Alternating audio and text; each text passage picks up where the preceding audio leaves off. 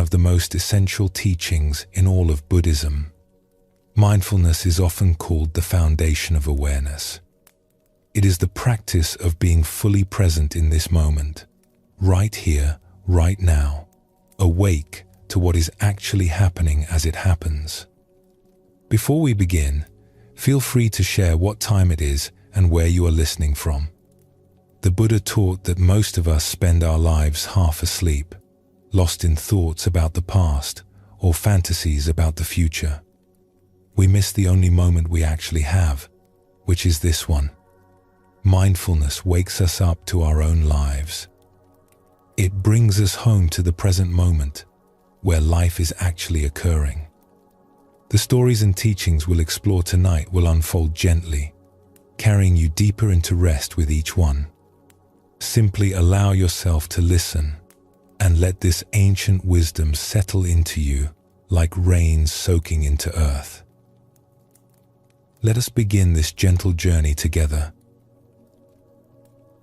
In Buddhist teaching, there is a profound insight about human freedom. The Buddha said that between what happens to us and how we respond, there is a space, a gap, and in that gap lies all our freedom and power.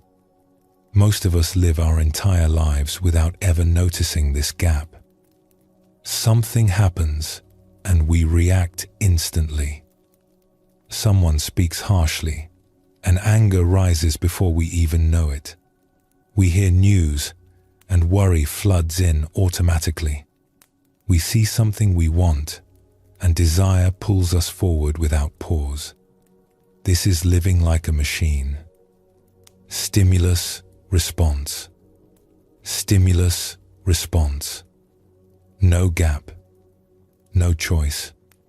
No freedom. Mindfulness opens this gap.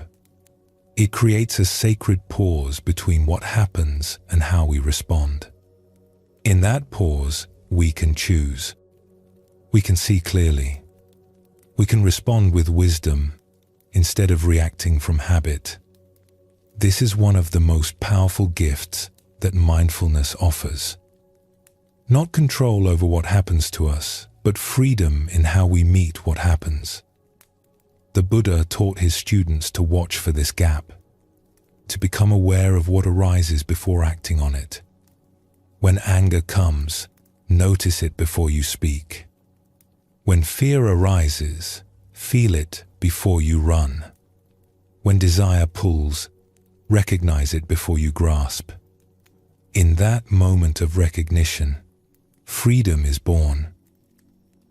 Let us explore a story that shows how this truth can be learned.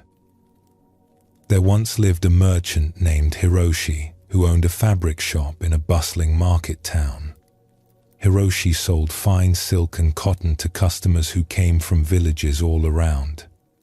His fabrics were of good quality and his prices were fair. But Hiroshi had a problem that was slowly destroying his peace and damaging his relationships. He could not control his reactions. When a customer complained about a price, anger would flash through him before he could stop it. His face would flush red. His voice would rise sharp and defensive. He would say things that made customers feel unwelcome. When someone questioned the quality of his cloth, Hiroshi would take it as a personal attack. His heart would pound. His words would come out harsh and argumentative, even when the customer had a reasonable concern. Hiroshi knew this was a problem. After each outburst, shame would wash over him. He would promise himself to do better. But when the next difficult situation arose, the same pattern would repeat itself. Something would happen, and his reaction would explode forth before he even knew what he was doing. His wife could see the toll this was taking. "Another hard day?" she would ask when he came home tense and troubled. "I lost my temper again," Hiroshi would admit. "A woman said my silk was overpriced. I know I should have stayed calm, but the words were out of my mouth before I could stop them. Why do I keep doing this? I do not want to be this way.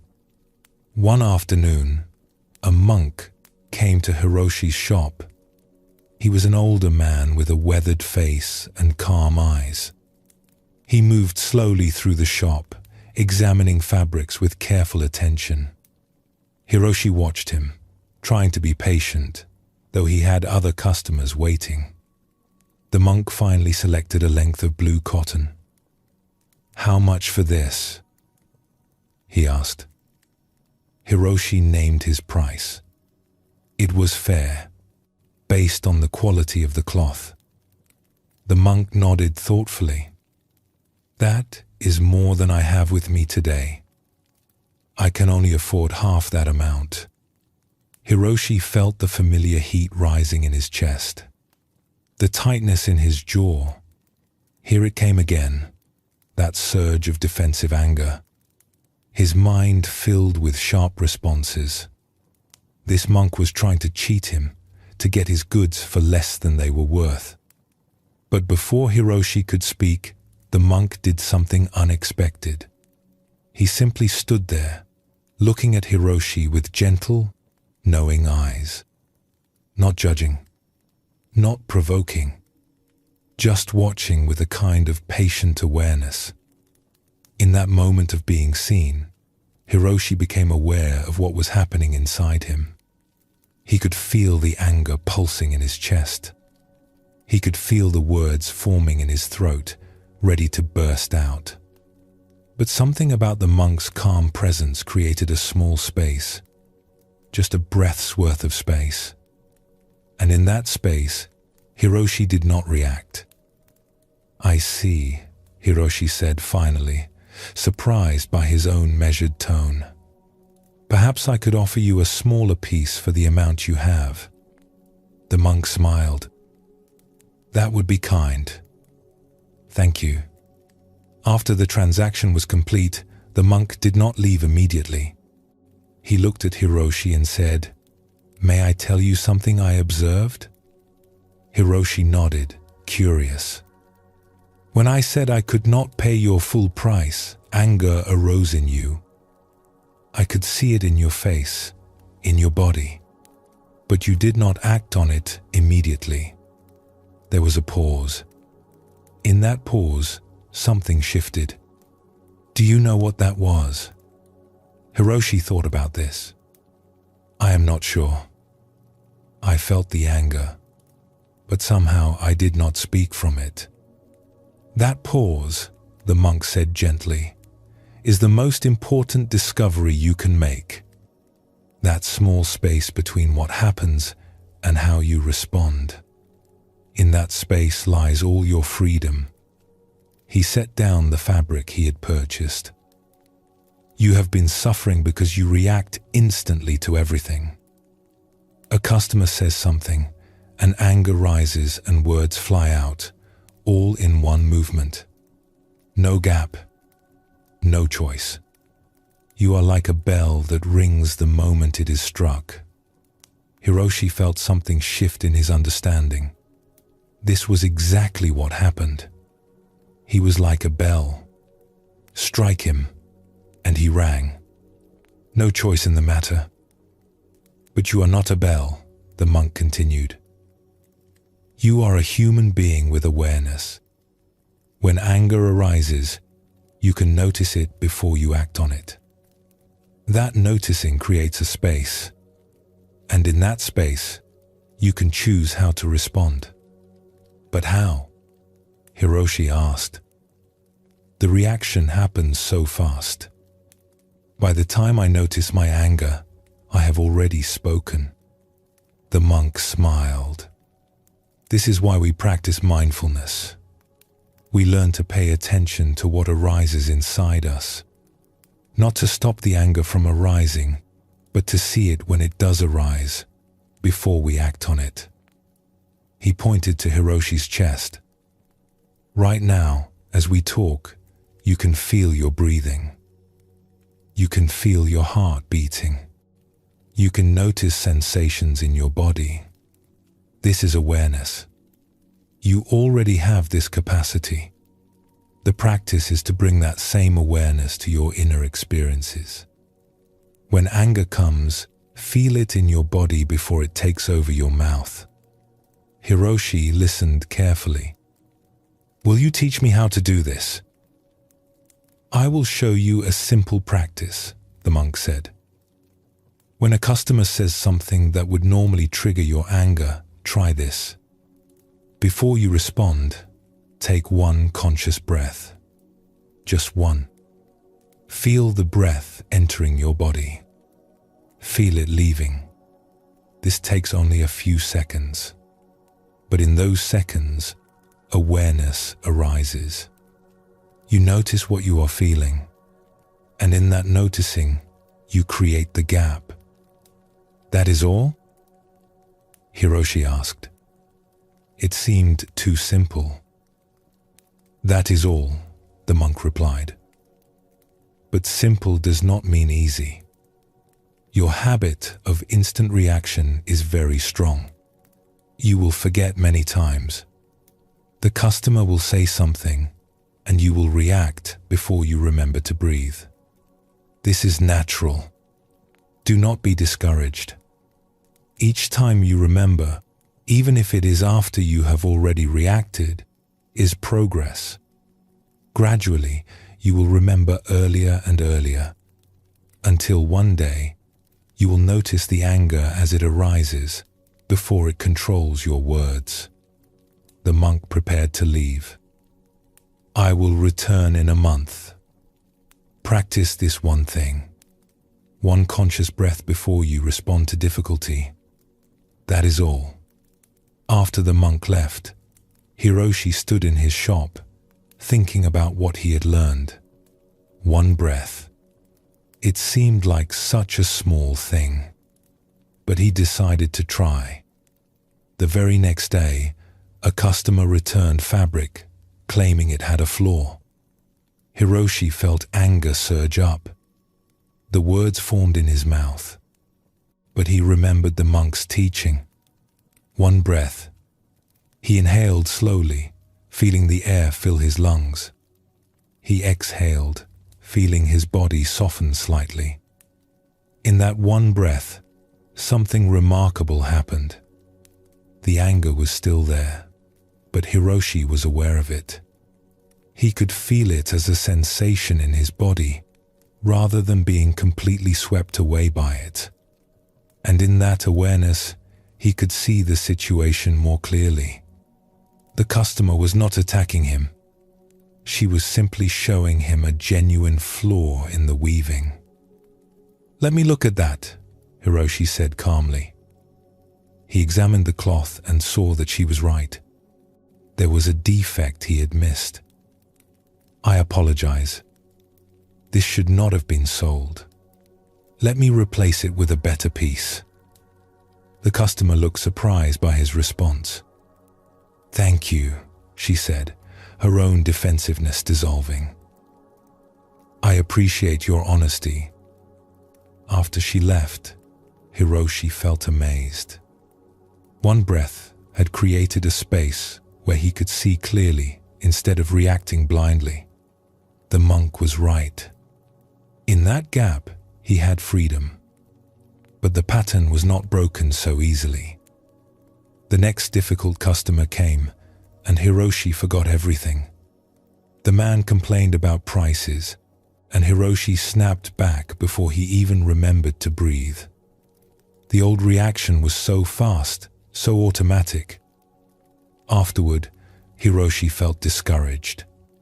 He had failed. He had reacted just as he always did. But then he remembered the monk's words. Do not be discouraged. Each time you remember, even after you have reacted, is progress. So Hiroshi kept practicing. Sometimes he remembered to take a breath before responding. Sometimes he forgot until after the words were already out. But slowly, gradually, he began to notice the anger earlier.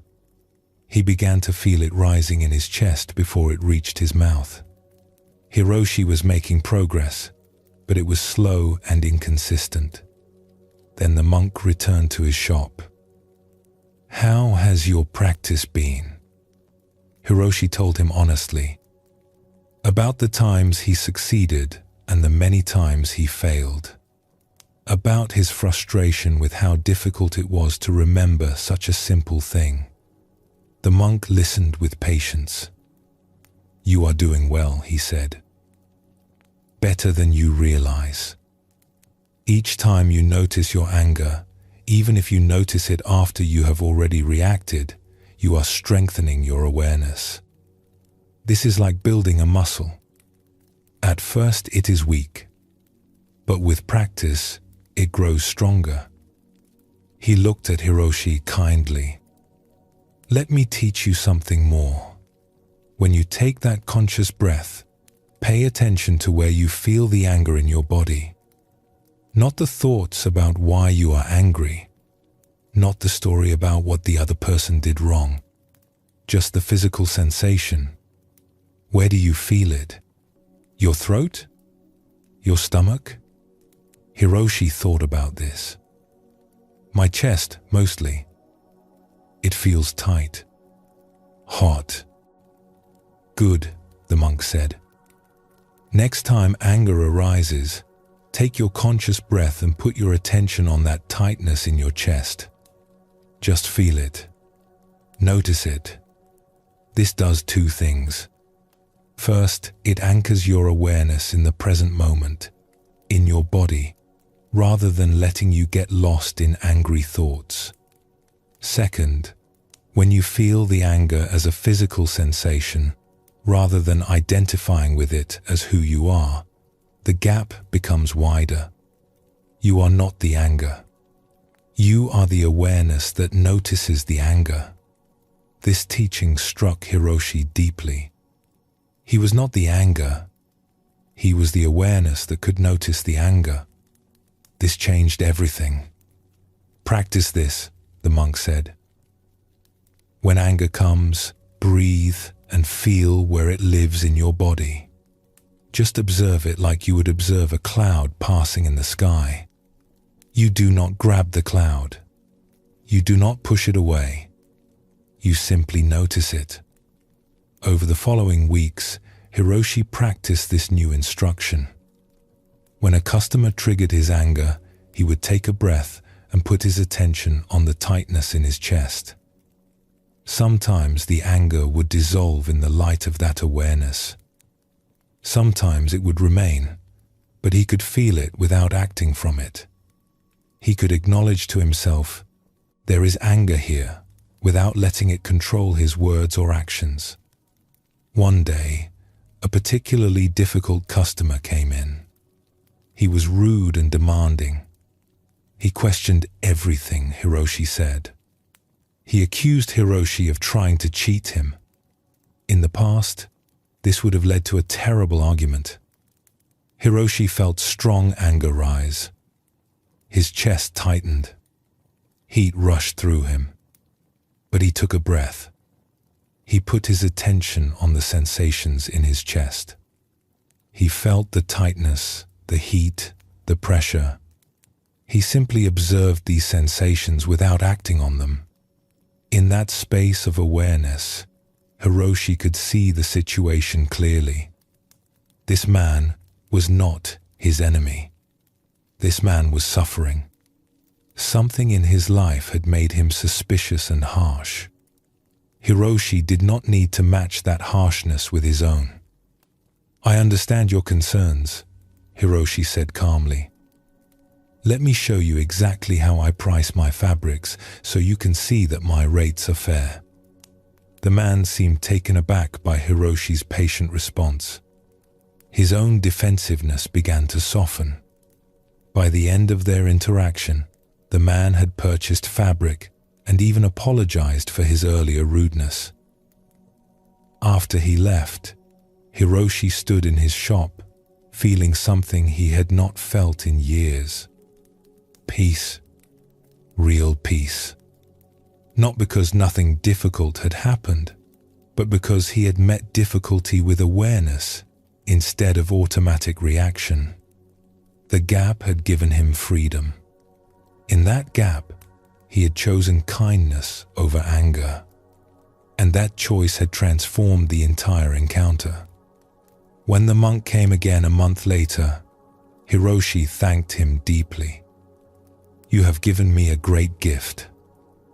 I am not free of anger. It still arises, but now there is space around it. I can feel it without becoming it. I can choose how to respond instead of reacting blindly." The monk smiled. "You have given yourself this gift. I only pointed to what was always available to you. The gap between stimulus and response has always been there. Mindfulness simply taught you to see it. And now that you have seen it, you can never fully unsee it. You will still forget sometimes.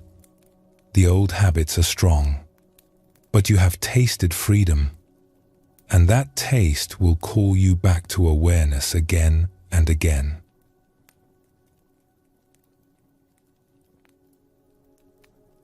This story shows us something essential about mindfulness and the gap it reveals.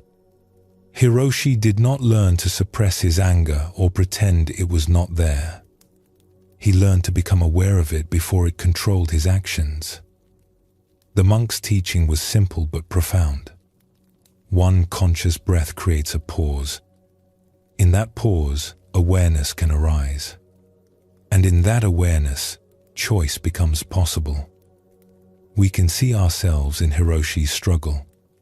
How many times do we react before we even know what we are doing? How many words do we speak in anger that we immediately regret? How many times do we respond from old patterns rather than from present awareness? The Buddha's teaching about the gap between stimulus and response offers us the same freedom it offered Hiroshi. We cannot control what happens to us. We cannot prevent difficulty from arising, but we can learn to notice what arises inside us before we act on it. That noticing creates space, and in that space, we are free to choose our response. This freedom does not require us to become different people. It does not ask us to eliminate our emotions or achieve some state of perfect calm. It simply invites us to become aware of our inner experience before we let it control our outer actions. This awareness is mindfulness, and this mindfulness creates the gap where wisdom can emerge. Let us explore another story that reveals this teaching from a different angle. In a province known for fair governance, there lived a judge named Aiko who presided over disputes between neighbors and merchants. Aiko had been appointed to this position because of her sharp intelligence and her knowledge of the law. She could analyze situations quickly and apply legal principles with precision. But Aiko had begun to notice something troubling about how her mind worked. When people came before her to present their cases, her mind would form conclusions almost instantly. Someone would begin speaking, and within moments, Aiko would decide who was right and who was wrong. Her quick mind would sort everything into neat categories before she had heard the full story. She prided herself on this efficiency. Cases that might take other judges days to resolve, Aiko could decide in hours. The province benefited from her swift judgment, or so she thought. But occasionally, something would happen that troubled her deeply. Evidence would emerge late in a case that contradicted her initial conclusion, or someone would explain a detail that completely changed the meaning of everything she had heard before. In these moments, Aiko would realize that her quick judgment had been wrong. She had leaped to conclusions too fast without truly listening. Even more troubling, she noticed her mind resisting new information once it had formed its initial opinion. Even when evidence appeared that contradicted her view, part of her wanted to dismiss it, to find a way to maintain her original conclusion rather than revise her understanding. One day, a visiting judge came to observe Aiko's court. His name was Takeshi, an elderly man known throughout the province for his wisdom. He sat quietly in the corner of the courtroom, watching as Aiko heard cases. After the day's sessions ended, Takeshi approached Aiko. "May I share an observation with you?" he asked gently. "Of course," Aiko said, feeling slightly nervous. What had this wise judge seen? "You have a very sharp mind," Takeshi said. "You understand the law well. You can analyze situations quickly. These are valuable qualities. But I notice something that may be limiting your wisdom." Aiko listened carefully. "When people speak, your mind forms judgments very quickly. I could see it in your face. Before the first person had finished explaining their case, you had already decided. This means you are not truly listening to what they say. You are listening to confirm or deny what you have already concluded." Aiko felt defensive at first, but she recognized the truth in his words. "I thought my quick discernment was an asset. Are you saying it is a problem?" "Not the discernment itself," Takeshi replied, "but the speed with which you lock into certainty. When the mind judges too quickly, it closes itself to fuller understanding. You miss nuances. You overlook details.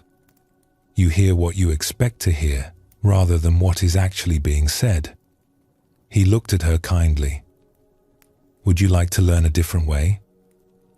"Yes," Aiko said. "Please teach me." Takeshi settled into a chair. "Tomorrow, when people come before you, try this. When someone begins speaking, instead of letting your mind rush to judgment, simply listen. Bring your full attention to their words. Not to evaluate them or judge them, but simply to receive them." "But I need to form judgments," Aiko said. "That is my role."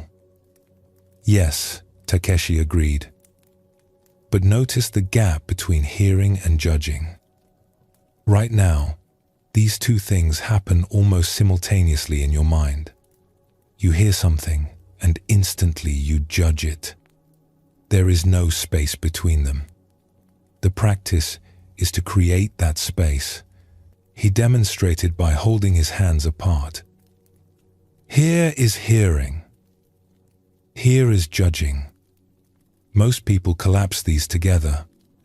But if you can keep them slightly separate, if you can listen fully before you judge, your wisdom will grow." "How do I do that?" Aiko asked. "Mindfulness," Takeshi said simply. "Bring your full awareness to the act of listening. Notice when your mind wants to leap to conclusions. When you catch it doing this, gently bring your attention back to simply receiving the person's words. Do not stop your analytical mind entirely, but do not let it run ahead and judge before the full story has been told."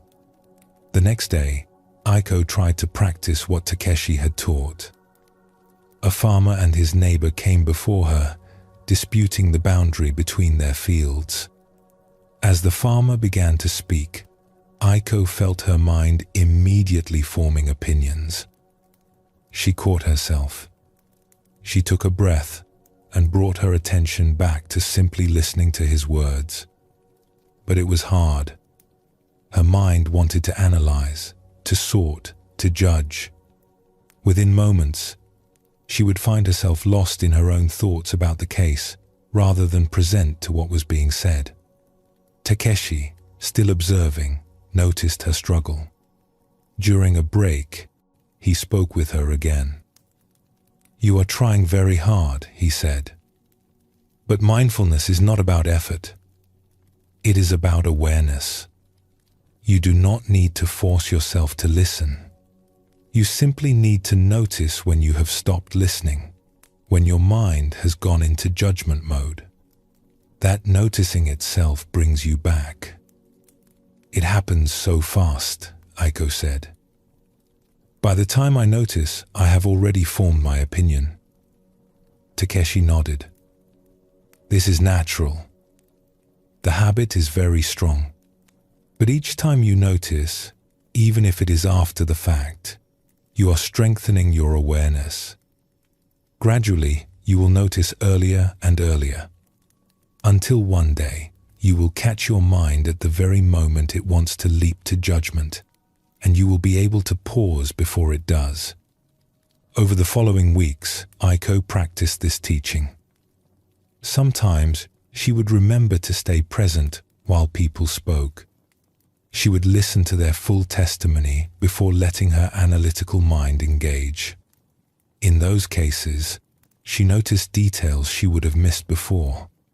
She heard nuances in people's voices that revealed truths beyond their words.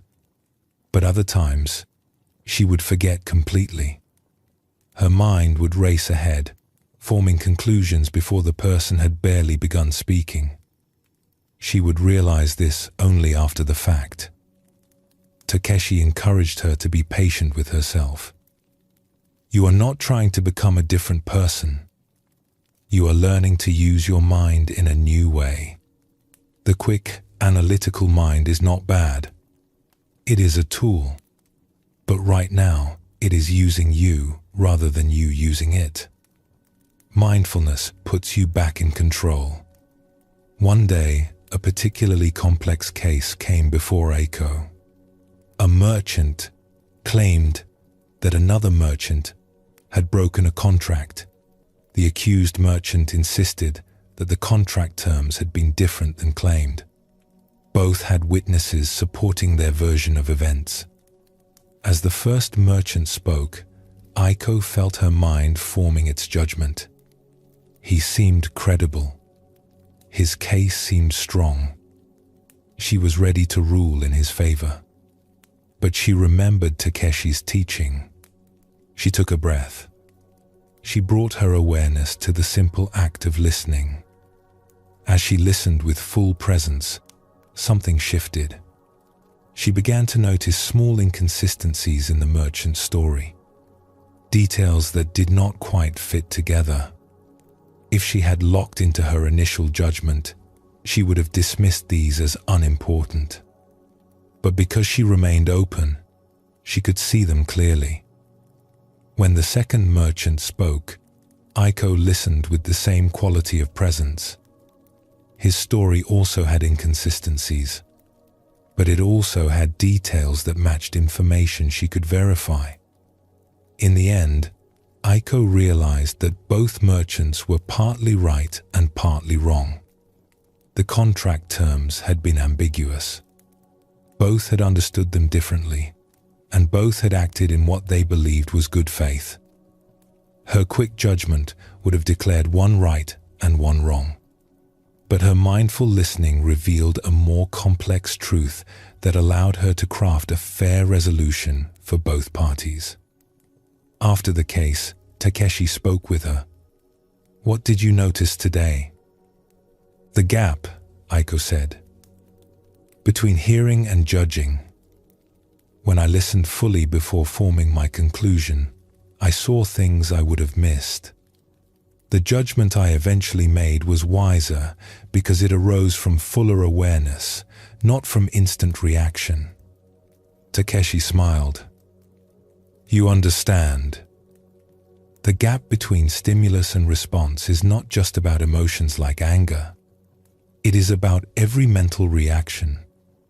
Opinions, judgments, conclusions. These are all responses. When we can notice them forming before they solidify, we create space for wisdom to emerge. I am beginning to see that mindfulness is about this gap," Aiko said. "Whether it is the gap between provocation and anger, or the gap between hearing and judging, or any other space between what happens and how we respond.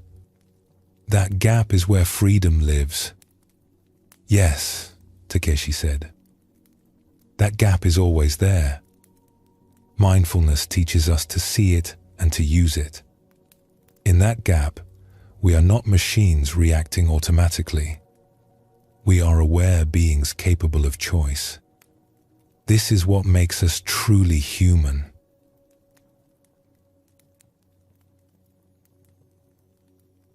Let yourself rest in this moment. There is nothing you need to accomplish. Nowhere you need to go. Simply be present with what is here now. Breathe naturally. Rest fully. Allow this moment to be exactly as it is.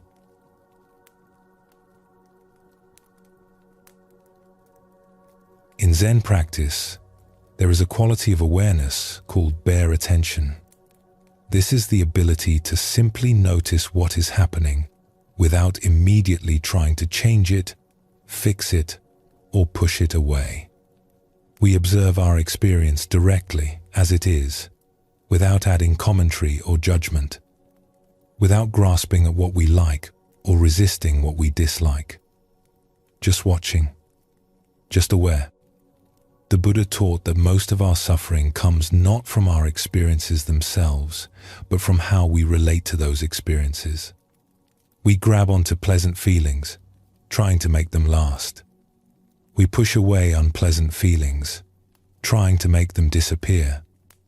We ignore neutral experiences, looking past them for something more interesting. This constant grasping and pushing creates tension and struggle. Mindfulness offers a different way. We can be aware of our experience without interfering with it. We can notice anger without becoming angry. We can feel sadness without drowning in sadness. We can observe our thoughts without being controlled by them.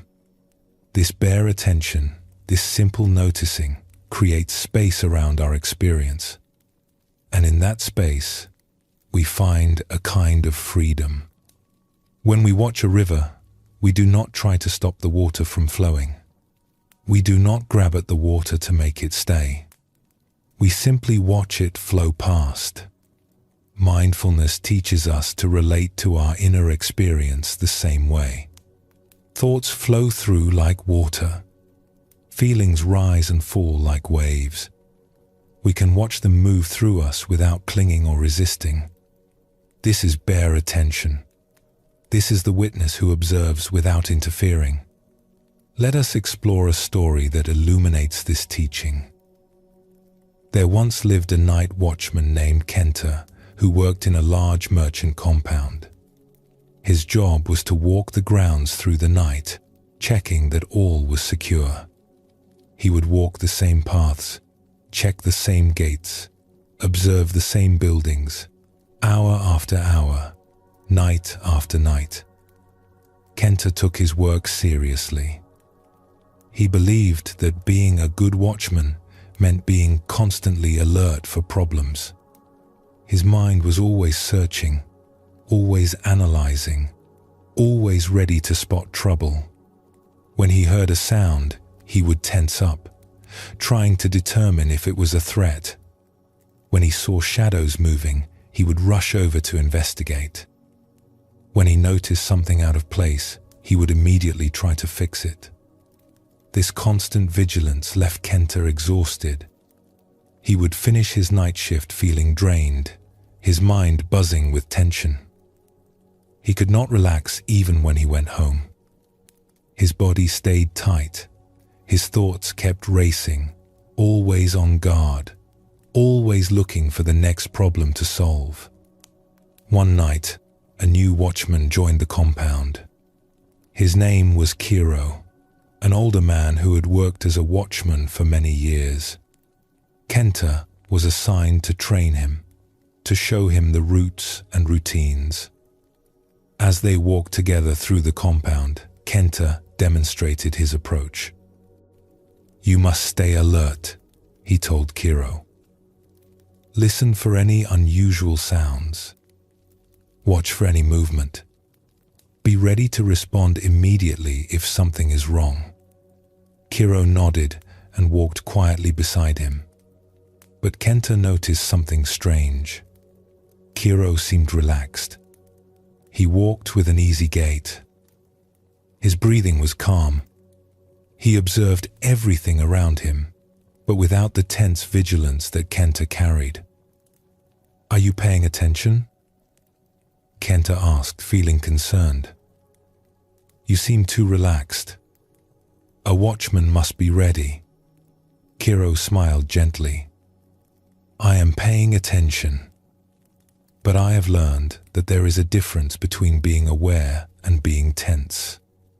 Between noticing and controlling." Kenta did not understand. "What do you mean?" "May I show you something?" Kiro asked. They had reached a quiet courtyard. Kiro sat down on a stone bench and gestured for Kenta to join him. "Listen to the sounds around us," Kiro said. "Just listen. Do not try to identify them or judge them. Just hear them." Kenta sat and listened. He heard the wind in the trees, the distant bark of a dog, the creak of wood as buildings settled. His mind immediately began categorizing each sound, analyzing whether it was normal or suspicious. "What do you notice?" Kiro asked after a few moments. "I hear various sounds," Kenta said. "I am checking each one to make sure nothing is wrong." "Yes," Kiro said. "You are not just hearing. You are judging, analyzing, trying to control. Watch what happens in your body when you do this." Kenta paid attention to himself. He noticed his shoulders were tight. His jaw was clenched. His breathing was shallow. Even sitting still, his body was tense with effort. "Now try something different," Kiro said. "Listen to the sounds, but do not try to do anything about them. Do not judge them as good or bad, normal or suspicious. Just let them be sounds. Just notice them without interfering." Kenta tried this. At first, it felt wrong, irresponsible. His job was to evaluate everything, to be ready to respond. But he followed Kiro's instruction. He let the sounds simply be sounds. He noticed them without trying to control them. Something unexpected happened. The sounds were still there, but they no longer created tension in his body. He could hear everything clearly, perhaps even more clearly than before, but without the exhausting effort of constant analysis. "Do you feel the difference?" Kiro asked. Kenta nodded slowly. "My body relaxed, but I am still hearing everything." "Yes," Kiro said. "This is bare attention. You can be fully aware without being tense. You can notice without interfering. Your job is to watch, not to control everything you see. When you simply observe without all that extra effort, you actually perceive more clearly, because your mind is not clouded by tension and judgment." Over the following nights, Kenta tried to practice what Kiro had shown him. As they walked together, Kiro would gently remind him, "Just notice. Do not grab onto sounds or push them away. Let them come and go. You are the watcher, not the controller." But Kenta found it difficult. His old habit was so strong. When he heard a sound, his mind would immediately jump into analysis mode. Is that normal? Is that a threat? What should I do about it? His attention was never simply present. It was always trying to manage, to control, to fix. One night, they were walking past the storage buildings when Kenta heard a scraping sound. Immediately, his body tensed. His mind raced. Someone breaking in? He started to rush toward the sound. Kiro put a gentle hand on his arm. "Pause," he said quietly. "Before you rush, just notice what is happening inside you." Kenta stopped. He paid attention to himself. His heart was pounding. His breath was quick and shallow. His whole body was tight with alarm. All of this from a single sound. "Now," Kiro said, "listen to the sound again. Just the sound itself. Not your thoughts, about the sound. What do you actually hear?" Kenta listened more carefully. The scraping sound. It was rhythmic, regular. He recognized it now. It was a shutter, loose on its hinge, moving in the wind. "You created a story about danger before you even knew what the sound was," Kiro observed. "Your mind jumped immediately to the worst possibility. This is not bad. It comes from caring about your work, but it creates unnecessary suffering. If you can first simply notice the sound, observe it clearly without the story, then you can respond more wisely." This struck Kenta deeply. He had been adding layers of story and emotion onto everything he perceived. A sound was never just a sound. It was immediately a potential threat, a problem to solve, something to worry about. No wonder he was exhausted. "How do I stop doing this?" Kenta asked. "You do not stop it by force," Kiro said. "You simply notice when it happens. When you hear a sound and feel your body tense, you can notice that response. You can feel the tension in your chest, the quickening of your breath. This noticing creates a small gap. In that gap, you can choose whether to let your mind spin its stories or whether to simply observe the sound as it is." He looked at Kenta with kind eyes. "The practice is not to never have reactions. The practice is to be aware of your reactions without being controlled by them. You notice the tension without fighting it. You notice the worry without believing every worried thought. You are the awareness that watches all of this, not the person caught in it." Kenta thought about this teaching as they continued their rounds. He began to notice how often his mind created stories about what he perceived. How often he added layers of interpretation and emotion onto simple sensory experiences. A shadow was never just a shadow. His mind immediately made it into a potential intruder. A sound was never just a sound. It became a crisis to manage. But when he could catch himself doing this, when he could notice the bare facts before his mind embellished them with stories, everything became simpler. A sound was just a sound until he investigated and determined otherwise. A shadow was just a shadow unless it proved to be something more. This bare attention, this simple noticing without interpretation, allowed him to be alert without being anxious. One night, several weeks into practicing with Kiro, Kenta was walking alone. He heard footsteps behind him in a dark corridor. His old pattern wanted to activate. Tension began to rise.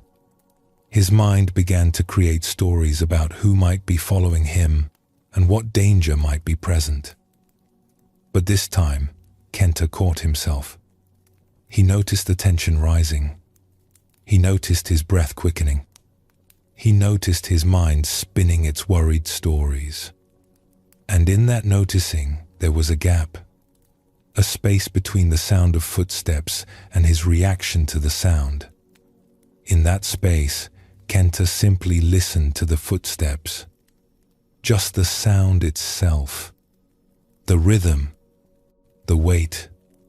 Without all his added interpretation, he could hear clearly. These were not the footsteps of someone trying to sneak. These were normal footsteps. probably another worker or a resident returning late. He turned around calmly and saw exactly that. One of the merchants who lived in the compound, returning from a late meeting. After the man passed, Kenta stood for a moment, amazed. He had heard the footsteps. He had been aware of them, but he had not been swept away by panic. He had simply noticed, observed, and then responded appropriately. The bare attention had allowed him to see clearly instead of reacting blindly. When Kiro came to work the next night, Kenta told him about this experience. "I understood something," Kenta said. "Being aware does not mean being worried. I can notice everything without being tense about everything. The noticing itself is enough. I do not have to add all that extra struggle." Kiro smiled warmly. "You have discovered the gift of bare attention. You can be fully present, fully aware, without the exhausting effort of trying to control everything you perceive. Your job is to watch and notice, not to manage the entire universe. Just watch. Just notice. From that clear seeing, wise action arises naturally when action is needed." From that night forward, Kenta's experience of his work changed completely. He was still vigilant, still attentive, still doing his job well, but the exhausting tension was gone. He could walk through the compound, noticing everything, without the constant strain of trying to control everything. He was the witness, observing clearly, responding when needed, but not carrying the burden of managing every small sound and shadow. When his shift ended each morning, he went home feeling present and aware rather than drained and anxious. The practice of bare attention had given him a way to do his work without it depleting him. He could be fully engaged without being overwhelmed.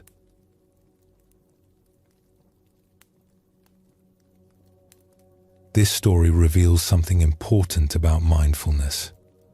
Kenta's vigilance was not wrong, but his relationship to it was creating suffering. He was not just noticing things. He was constantly judging, analyzing, and trying to control what he perceived. Kiro taught him that awareness itself is enough. We can notice without interfering. We can observe without adding layers of tension and story. This teaching applies to everything in our lives. How often do we simply notice a thought, and how often do we grab onto it and let it pull us into worry or fantasy? How often do we feel an emotion and just feel it, and how often do we resist it or try to make it go away? How often do we experience a moment as it is, and how often do we immediately judge it as good or bad, pleasant or unpleasant? Bare attention teaches us that we can be aware of our experience without all that extra struggle. We can notice our thoughts without believing every thought. We can feel our emotions without being controlled by every emotion. We can observe our reactions without acting on every reaction. This simple noticing, this bare attention, creates space around our experience, and in that space, we find peace. Let us explore this teaching through another story. In a village known for its pottery, there lived a young woman named Mina who was learning the art of the potter's wheel. She had studied with her teacher for 3 years and had developed good technical skill. Her hands knew how to shape clay. She understood how to control the wheel's speed. She could create vessels that were well-formed and useful. But something troubled Mina. When she sat at the wheel to create, her mind was never quiet. She would begin to shape a bowl, and immediately her thoughts would start. Is this the right shape? Should the walls be thinner? What if I ruin it? Her attention was never fully on the clay. It was divided between the clay and her constant mental commentary about the clay. This inner chatter made her work stressful and unsatisfying. Even when she created a good piece, she found no peace in the making of it. Her mind had been judging and worrying the entire time. Mina's teacher was a woman named Sato who had worked with clay for 40 years. Sato had noticed Mina's struggle. One day, she sat beside Mina at the wheel and said, "I see that you fight with yourself while you work. Your hands shape the clay, but your mind fights with your hands." Mina felt embarrassed that her teacher had seen this. "I want to make good pottery," she said, "but my thoughts keep interfering. I cannot stop them." Sato nodded with understanding. The trying to stop them is part of the problem. "Come, let me show you something." She placed a fresh mound of clay on the wheel. "I am going to center this clay. While I do, I want you to watch my face. Tell me what you observe." Sato began to work. Her hands moved with practiced skill, but what struck Mina was the expression on her teacher's face. It was calm, present. There was no tension, no struggle visible in her features. She looked like someone completely absorbed in what she was doing, without any extra effort. After the clay was centered, Sato stopped and looked at Mina. "What did you see?" "You looked peaceful," Mina said. "Like you were not struggling at all." "Now you try," Sato said. "But do not try to look peaceful. That would just be another form of struggle. Instead, as you work, notice what your mind is doing. Do not try to stop your thoughts. Simply watch them. Be aware of them like you would watch clouds passing in the sky." Mina placed clay on her wheel and began to center it. Almost immediately, her thoughts started. "This clay is too wet. I am not doing this right. Why is it so hard for me?" But she remembered Sato's instruction. Instead of trying to stop these thoughts or believing them, she simply noticed them. There is a thought about the clay being too wet.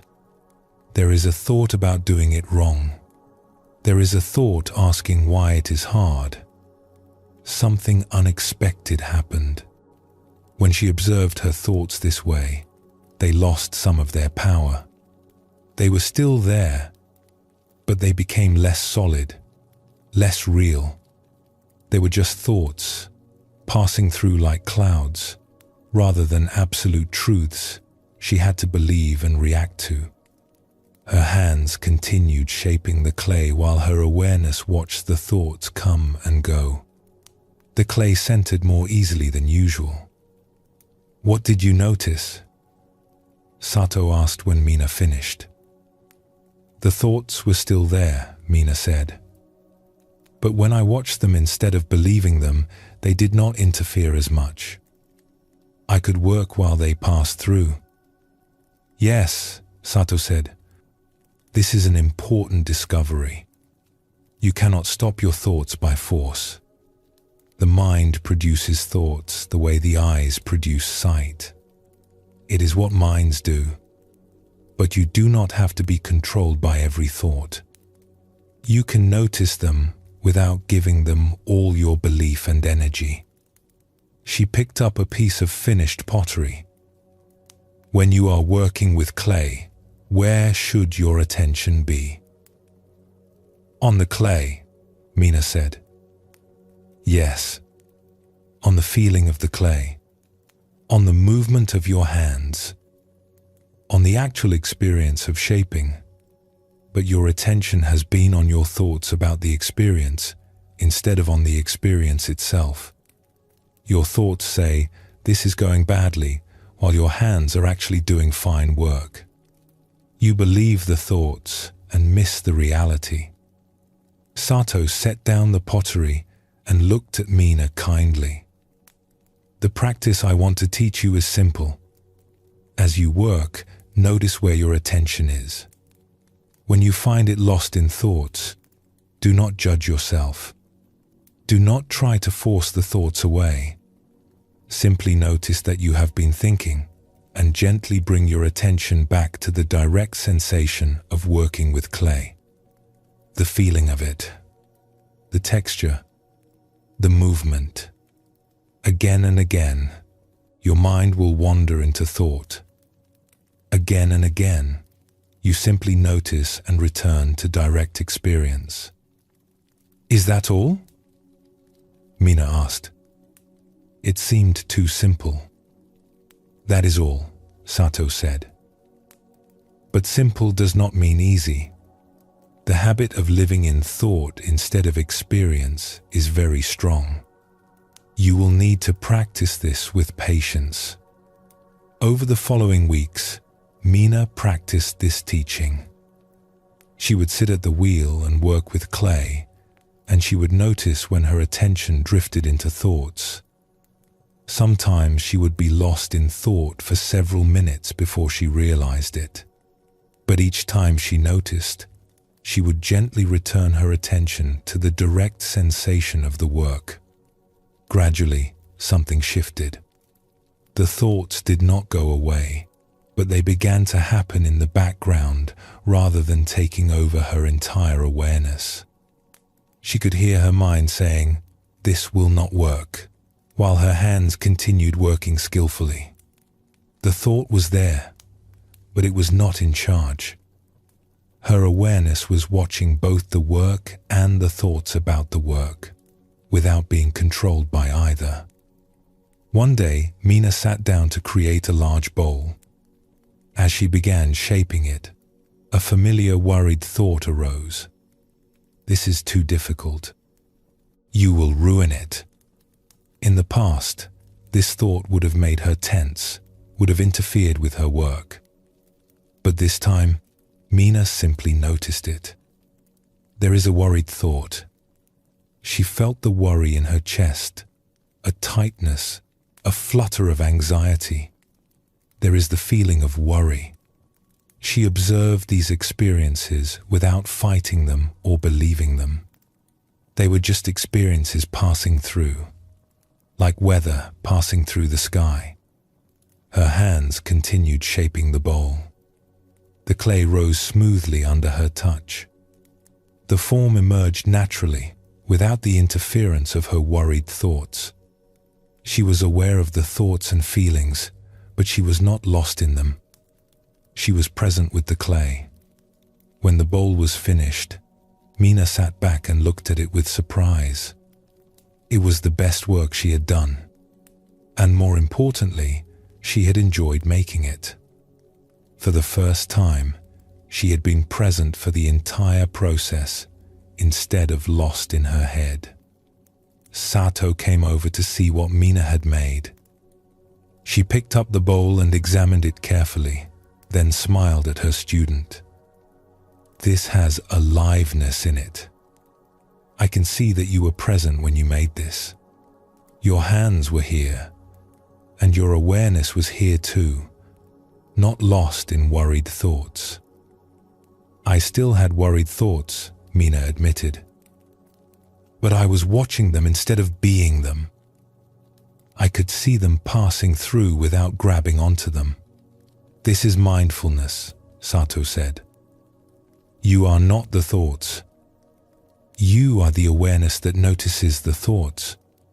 When you know this difference, the thoughts lose their power to control you. They become like birds flying through the sky. You can watch them pass without trying to catch them or push them away. She set down the bowl. This same practice applies to everything, not just thoughts.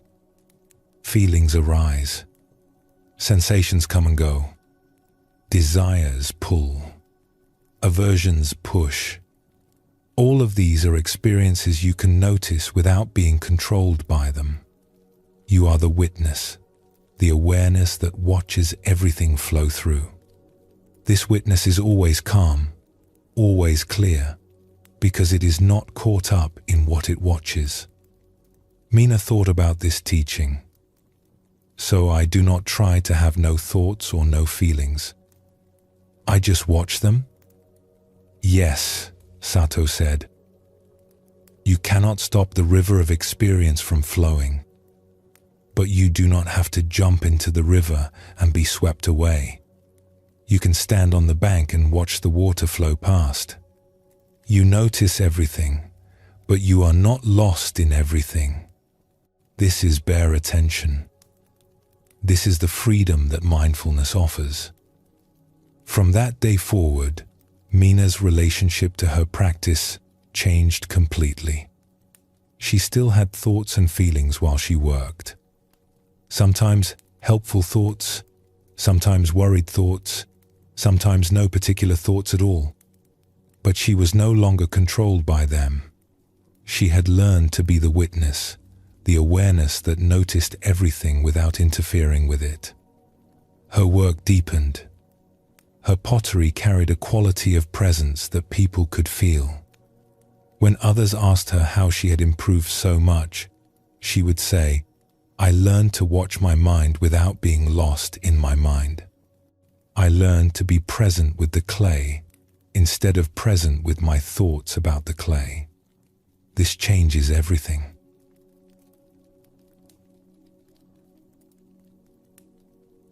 This story shows us another dimension of bare attention. Mina learned that she could notice her thoughts without being controlled by them. She could watch her worries and judgments pass through without believing every one or fighting with them. This created space for her to be present with her actual experience instead of lost in her mental commentary about her experience. Mindfulness teaches us that we can notice this happening. We can become aware that we are thinking without being completely identified with every thought. We can watch our mental activity the way we watch weather. Thoughts come like clouds. Some are light and pleasant. Some are dark and heavy. But we are not the thoughts. We are the sky through which the thoughts pass. We are the awareness that notices them. The Buddha taught that we suffer not because we have difficult experiences, but because we resist our experiences or cling to them. Bare attention offers another way. We can let our experiences be as they are. We can notice them, feel them, see them clearly, without adding the extra layer of struggle that comes from trying to make them different than they are. This does not mean we become passive or stop taking action to improve our lives. It means we meet our present experience with awareness and acceptance before we act. From that clear seeing, wise action arises naturally. But we do not need to fight with reality as it is in this moment. We can notice it, acknowledge it, and respond to it from awareness rather than reacting to it from resistance. As you rest now with these teachings, you might notice your own thoughts arising. See if you can watch them without being completely swept away by them. Notice how thoughts come and go, appearing and disappearing like waves on water. You are not the thoughts. You are the awareness that notices them. This awareness is always here, always calm, always available, no matter what thoughts or feelings pass through it.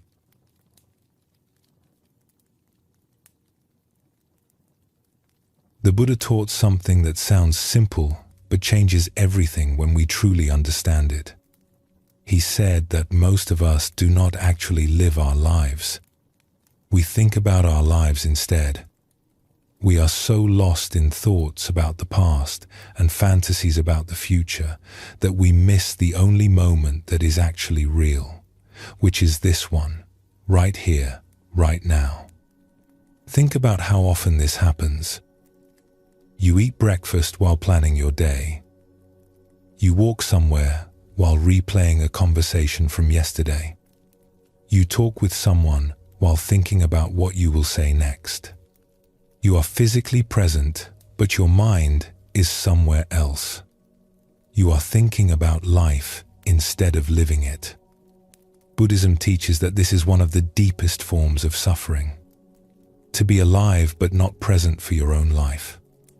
To have experiences but miss them because your attention is lost in thought. The Buddha saw that we spend most of our time in a kind of dream, a mental world made of memories and plans and stories, while the actual world, the living present moment, goes unnoticed. Mindfulness wakes us up from this dream. It brings our attention back to direct experience. Not the story about experience, but experience itself. Not thoughts about the meal, but the taste of the meal. Not ideas about walking, but the sensation of walking. Not commentary about the conversation, but the actual words being spoken and heard. Zen teaches that life happens now. Not in our memories of yesterday. Not in our plans for tomorrow. Now, this breath, this step, this moment. When we are fully present for this moment, we are fully alive. When we are lost in thought, we are only half alive, living in a mental world that exists nowhere but in our heads. Let us explore a story that shows this truth. There once lived a musician named Hana who played the bamboo flute. She had studied music since childhood and had developed excellent technical skill. Her fingers knew exactly where to move. She understood rhythm and melody. She could play complex pieces without a single mistake. Hana performed regularly at ceremonies and gatherings. People would compliment her playing, saying it was technically perfect.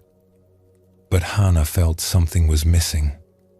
When she played, she felt distant from her own music. Her fingers moved correctly, but her heart was not in it. She played the notes, but she did not feel the music. What troubled her most was that even while she was playing, her mind was elsewhere. She would be thinking about whether she was playing well, worrying about mistakes she might make, remembering times she had performed poorly, planning what she would play next. Her hands created music, but her awareness was lost in a stream of thoughts about the music rather than present with the music itself. One day, a traveling musician came through Hana's town. His name was Toma, an elderly flute player known for the depth and beauty of his performances. Hana went to hear him play at the local temple. When Toma began to play, something extraordinary happened. The music seemed to come from somewhere deeper than technique. Each note hung in the air with a kind of presence that moved everyone listening. People closed their eyes. Some had tears on their faces. The music was not just sound. It was something alive, something that touched a place beyond words. After the performance, Hana approached Toma. "Your playing is beautiful," she said. "But it is not just the technical skill. There is something else. How do you create music that moves people so deeply?" Toma looked at her with kind eyes. "May I hear you play?" he asked. Hana took out her flute and played a traditional melody. Her technique was flawless. Every note was perfect. But when she finished, she could see in Toma's face that he had heard what was missing. "You play very well," Toma said gently. "Your skill is clear. But I noticed that you are not fully there when you play. Part of you is thinking about playing instead of actually playing. Do you feel this?" Hana felt something catch in her throat. He had seen it. The very thing she had been struggling with. "Yes," she admitted. "Even while I play, my mind is somewhere else, judging." worrying, planning. I cannot seem to just play. Toma nodded with understanding. This is common. We learn technique, but we forget to be present. We think about the music instead of being in the music. Let me show you something. He held up his flute. When I play, where is my attention? On the music? Hana guessed. Not on the music as an idea or a concept, Toma said. On the direct sensation of playing. The feeling of breath moving through my body. The touch of my fingers on the bamboo. The sound arising in the air. These immediate, physical experiences. Not thoughts about them, but the experiences themselves. He looked at her carefully. When you play, where is your attention? Hana thought about this. I think my attention is on whether I am playing correctly, on how it sounds to others, on not making mistakes. Yes, Toma said. Your attention is in your head, in thoughts and judgments, not in the direct experience of playing. This is why your music, though technically perfect, does not have life in it. Music comes alive when the musician is fully present, not when the musician is lost in thoughts about playing. He handed his flute to Hana. Play something simple. A scale. But this time, put all your attention on the physical sensations of playing. The breath leaving your body. The vibration you can feel in the bamboo. The sound touching your ears. Do not think about whether you are doing it right. Just feel the experience directly. Hana raised the flute to her lips. She began to play a simple scale. At first, her mind immediately filled with thoughts. Is this what he meant? Am I doing it right? But she remembered his instruction. She brought her attention to the feeling of breath moving through her. The sensation of her fingers on the bamboo. The sound arising. Something shifted. For just a few notes, she was actually there. Not thinking about playing, but playing. Fully present with the direct experience of it. Those few notes sounded different. More alive. More real. Did you feel that? Toma asked when she finished. Those moments when you were present instead of thinking? Hana nodded, amazed. Yes, just for a few seconds. But the difference was so clear. This is what you must practice, Toma said. Not just technical exercises, but the practice of being fully present while you play. Again and again, your mind will drift into thoughts. This is natural.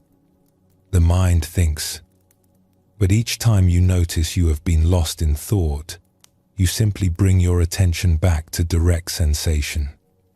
The breath, the touch, the sound. Over and over, you practice returning to the actual experience of playing rather than living in your thoughts about playing. Over the following weeks, Hana practiced this teaching. She would sit and play simple melodies, paying attention to where her awareness was. Sometimes she would be fully present, feeling each breath, each note, each vibration. But more often, she would find herself lost in thought, judging her playing, worrying about technique, planning what to play next. Toma visited her regularly to guide her practice. One day, he found her frustrated. I keep trying to stay present, she told him, but my thoughts pull me away constantly. I cannot control my mind. You are not trying to control your mind, Toma said gently. You are trying to notice where it is. There is a difference. When you notice you have been thinking, you have not failed. That noticing is itself presence. That moment of awareness is the practice. He sat beside her. The Buddha taught that our minds naturally produce thoughts the way our eyes naturally see. You cannot stop this, but you can choose where to place your attention. When you notice you have been lost in thought, you are no longer lost. You are aware. From that awareness, you can choose to return your attention to the direct experience of playing. This helped Hana understand. She was not trying to have no thoughts. She was simply practicing noticing when she was lost in thought and returning to direct experience. Each time she noticed and returned, she was strengthening the practice of presence. Months passed. Gradually, Hana found she could play entire pieces while staying mostly present with the direct experience. Her mind would still wander sometimes. Thoughts would still arise, but she would notice more quickly and return to presence more easily. One evening, Hana was invited to play at a ceremony. As she prepared, she noticed the old familiar anxiety rising. Thoughts about playing well, about not making mistakes, about how people would judge her performance. But this time, she recognized what was happening. These were just thoughts. She did not have to be lost in them. When she began to play, she brought her attention fully to the experience. The feeling of breath, the touch of bamboo, the sound arising in the temple hall. When thoughts arose, she noticed them and returned to direct sensation. Again and again, presence, direct experience, the music flowing through her rather than being produced by thinking about how to produce it. Something happened that had never happened before. Hana disappeared into the music. There was no separation between the player and the playing. Just music arising, moment by moment, from complete presence. Her technique served this presence, but the presence itself was what gave the music life. When she finished, there was a long silence in the temple. Then someone began to weep quietly. Others sat with eyes closed, still absorbed in what they had heard. Hana looked down at her flute, amazed. This was what Toma had been trying to teach her. When she was fully present, the music became alive in a way that technique alone could never achieve. After the ceremony, Toma approached her. "You were present tonight," he said simply. "The music was alive because you were fully there for it. This is the difference between playing notes and making music, between going through motions and truly living what you do." Hana bowed to her teacher. "You taught me that I had been thinking about playing instead of actually playing, that I had been lost in my head instead of present in my life. This does not just apply to music, does it?" "No," Toma said. "This applies to everything. We can think about eating or we can taste our food. We can think about walking or we can feel our steps. We can think about living or we can actually live. Mindfulness is the practice of choosing direct experience over mental commentary, of being present for our lives instead of lost in thoughts about our lives."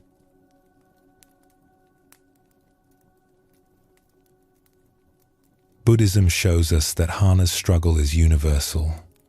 We all spend most of our time thinking about our experiences rather than having our experiences. The Buddha recognized this as one of the fundamental ways we create suffering for ourselves. We have this precious gift of being alive, of having sensory experiences, of being present in the world. But we are so lost in our mental worlds that we miss it. Zen teachings emphasize this point strongly. They say that when you eat, just eat. When you walk, just walk. Do not eat while thinking about something else. Do not walk while lost in mental chatter. Be fully present for whatever you are actually doing. This is how to truly live. The difference between thinking about life and living life is the difference between reading a menu and tasting food. The menu can describe the food in great detail. It can tell you about flavors and ingredients and preparation, but it cannot give you the taste. For that, you must actually eat. Our thoughts are like menus. They describe reality. They tell stories about it. But they are not reality itself. When we live primarily in our thoughts, we are reading menus instead of tasting food. We are thinking about life instead of experiencing it directly. Let us explore this teaching through another story. In a small mountain village, there lived a woman named Emmy who had a young son. Emmy loved her son deeply and wanted to be a good mother. She tried to spend time with him each day, playing with him, teaching him, being present for his childhood. But Emmy had a problem she could not seem to solve. Even when she was with her son, her mind was somewhere else. While he played, she would be thinking about work she needed to do. While he talked to her, she would be planning the next meal or worrying about household tasks. While they walked together, she would be lost in thoughts about the past or concerns about the future. Her body was with her son, but her awareness was elsewhere. She was thinking about being with him instead of actually being with him. And she could feel that this was robbing them both of something precious. Time was passing. Her son was growing, and she was missing it, lost in her own head. One day, an old woman named Sora came to live in the village. She was a grandmother who had raised many children and now lived simply, helping neighbors and tending her small garden. Emmy sometimes saw Sora sitting with children from the village, and she noticed something remarkable. When Sora was with a child, she was completely present. She would listen to their stories with full attention. She would play their games with genuine engagement. There was no sense that her mind was somewhere else. Emmy approached Sora one day and asked, "How do you stay so present with children? When I am with my son, my mind is always wandering to other things. I want to be there for him, but I cannot seem to stop my thoughts from pulling me away." Sora invited Emmy to sit with her. "This is a common struggle," she said kindly. "Our minds are very busy, always thinking about what needs to be done, what happened before, what might happen next. This is natural, but it means we miss what is actually happening right now. How do I stop it?" Emmy asked. "I try to focus on my son, but within moments, my thoughts have carried me away." "You cannot stop the mind from thinking," Sora said. "But you can notice when you have been lost in thought and choose to return to the present moment. Let me show you something." She reached out and took Emmy's hand. "Right now, you can feel my hand holding yours. This is direct experience. You do not have to think about it. You simply feel it. This is being present." Emmy felt the warmth of Sora's hand, the gentle pressure of her fingers. It was simple, direct, real. "Now," Sora continued, "you could think about my hand instead of feeling it.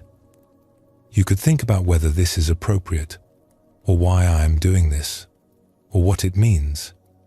Those would be thoughts about the experience, but they are not the experience itself. Do you feel the difference?" Emmy did feel it. The direct sensation of the hand was immediate and simple. The thoughts about it were something extra, something that created distance from the actual experience. Sora released her hand. When you are with your son, the same choice is available to you. You can think about being with him, or you can actually be with him. You can plan the next activity while he talks, or you can listen to his actual words. You can worry about what kind of mother you are, or you can simply be here with him as he is.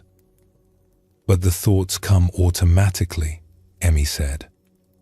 I do not choose to start thinking about other things. It just happens. Yes, Sora agreed. This is true. The thoughts arise on their own, but you can notice when they have carried you away. And when you notice, you can make a choice.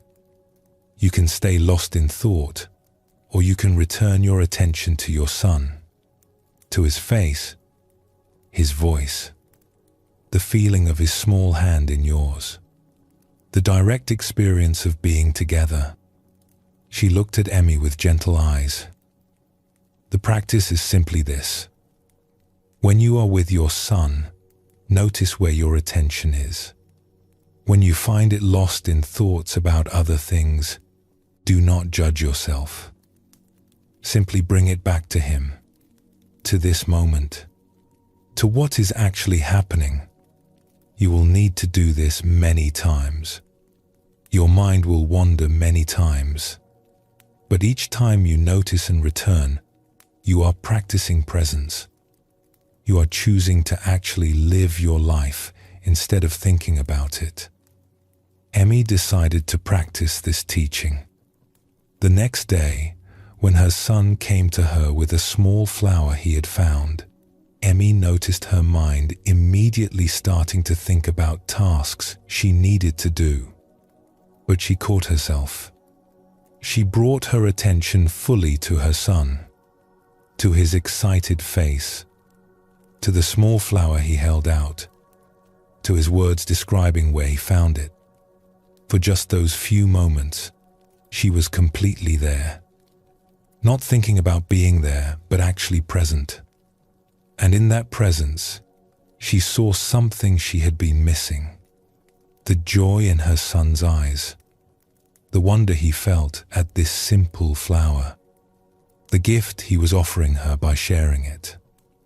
Something cracked open in Emmy's heart. This was what she had been missing, lost in her thoughts. These moments of genuine connection. These small, precious experiences that happened only once and then were gone forever. Over the following weeks, Emmy practiced bringing her attention back to the present moment when she was with her son. It was difficult. Her mind was so used to wandering. She would be playing with him and suddenly realize she had been thinking about something else entirely, not present at all for several minutes. But she kept practicing. Each time she noticed, she returned. Each time her thoughts carried her away, she came back. Sora would check on her progress. "How is your practice?" she asked one day. "I fail more than I succeed," Emmy admitted. "My mind still wanders constantly, but I am noticing it more quickly now. And when I do manage to be fully present, everything is different. I see my son more clearly. I hear what he actually says instead of what I assume he is saying. I feel the moments we share instead of missing them." "This is good progress," Sora said. The Buddha taught that our minds create two kinds of time. There is clock time, which is useful for planning and organizing our lives. But there is also psychological time, which is when we live in past and future in our minds. This psychological time is where we lose our lives. She continued, "When you are truly present with your son, there is no past and future. There is only now, only this moment. This is not clock time, which still exists and is useful. This is freedom from psychological time, from the mental habit of always being somewhere other than where you actually are. One afternoon, Emmy was walking with her son through the forest near their village.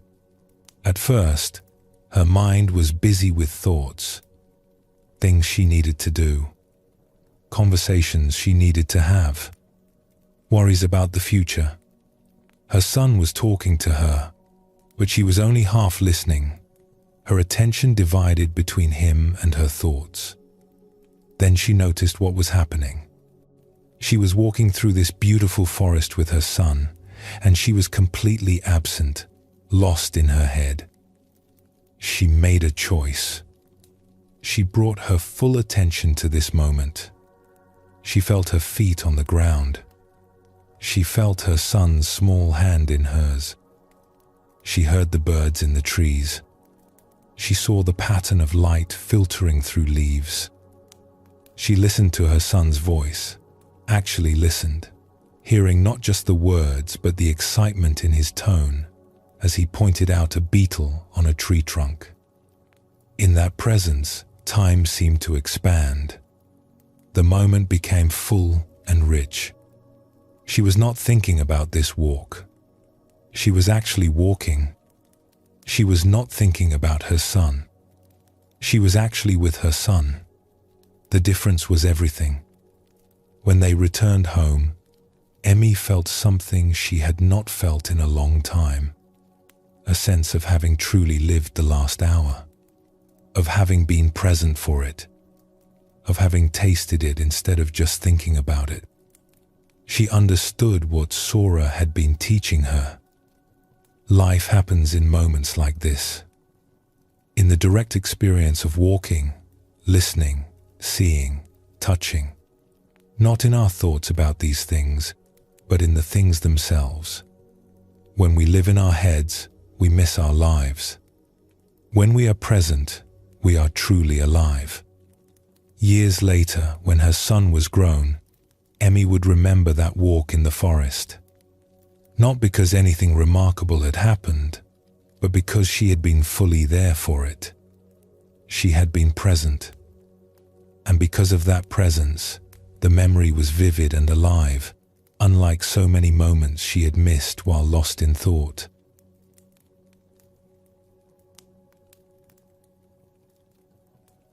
The Buddha taught that most people live their entire lives half asleep, lost in a dream of thoughts about the past and future.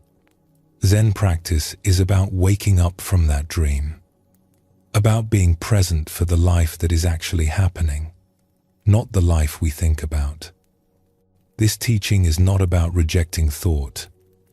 Thinking is useful. We need to plan, to remember, to solve problems. But we do not need to be lost in thought all the time. We can think when thinking is helpful, and we can be present with direct experience when we are eating, walking, listening, or simply being alive. Mindfulness shows us the difference between these two modes, between thinking about life and living life, between mental commentary and direct experience. When we practice mindfulness, we practice returning again and again from thought to presence, from the menu to the taste, from ideas about reality to reality itself. This is how we wake up to our own lives. Take a gentle breath now. Feel the sensation of breathing. Not the idea of breathing, but the actual feeling of it. Air moving in, air moving out. This simple, direct experience.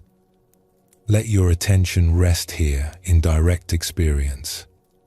When thoughts arise, notice them and gently return to sensation, to breathing, to the simple reality of being here, now.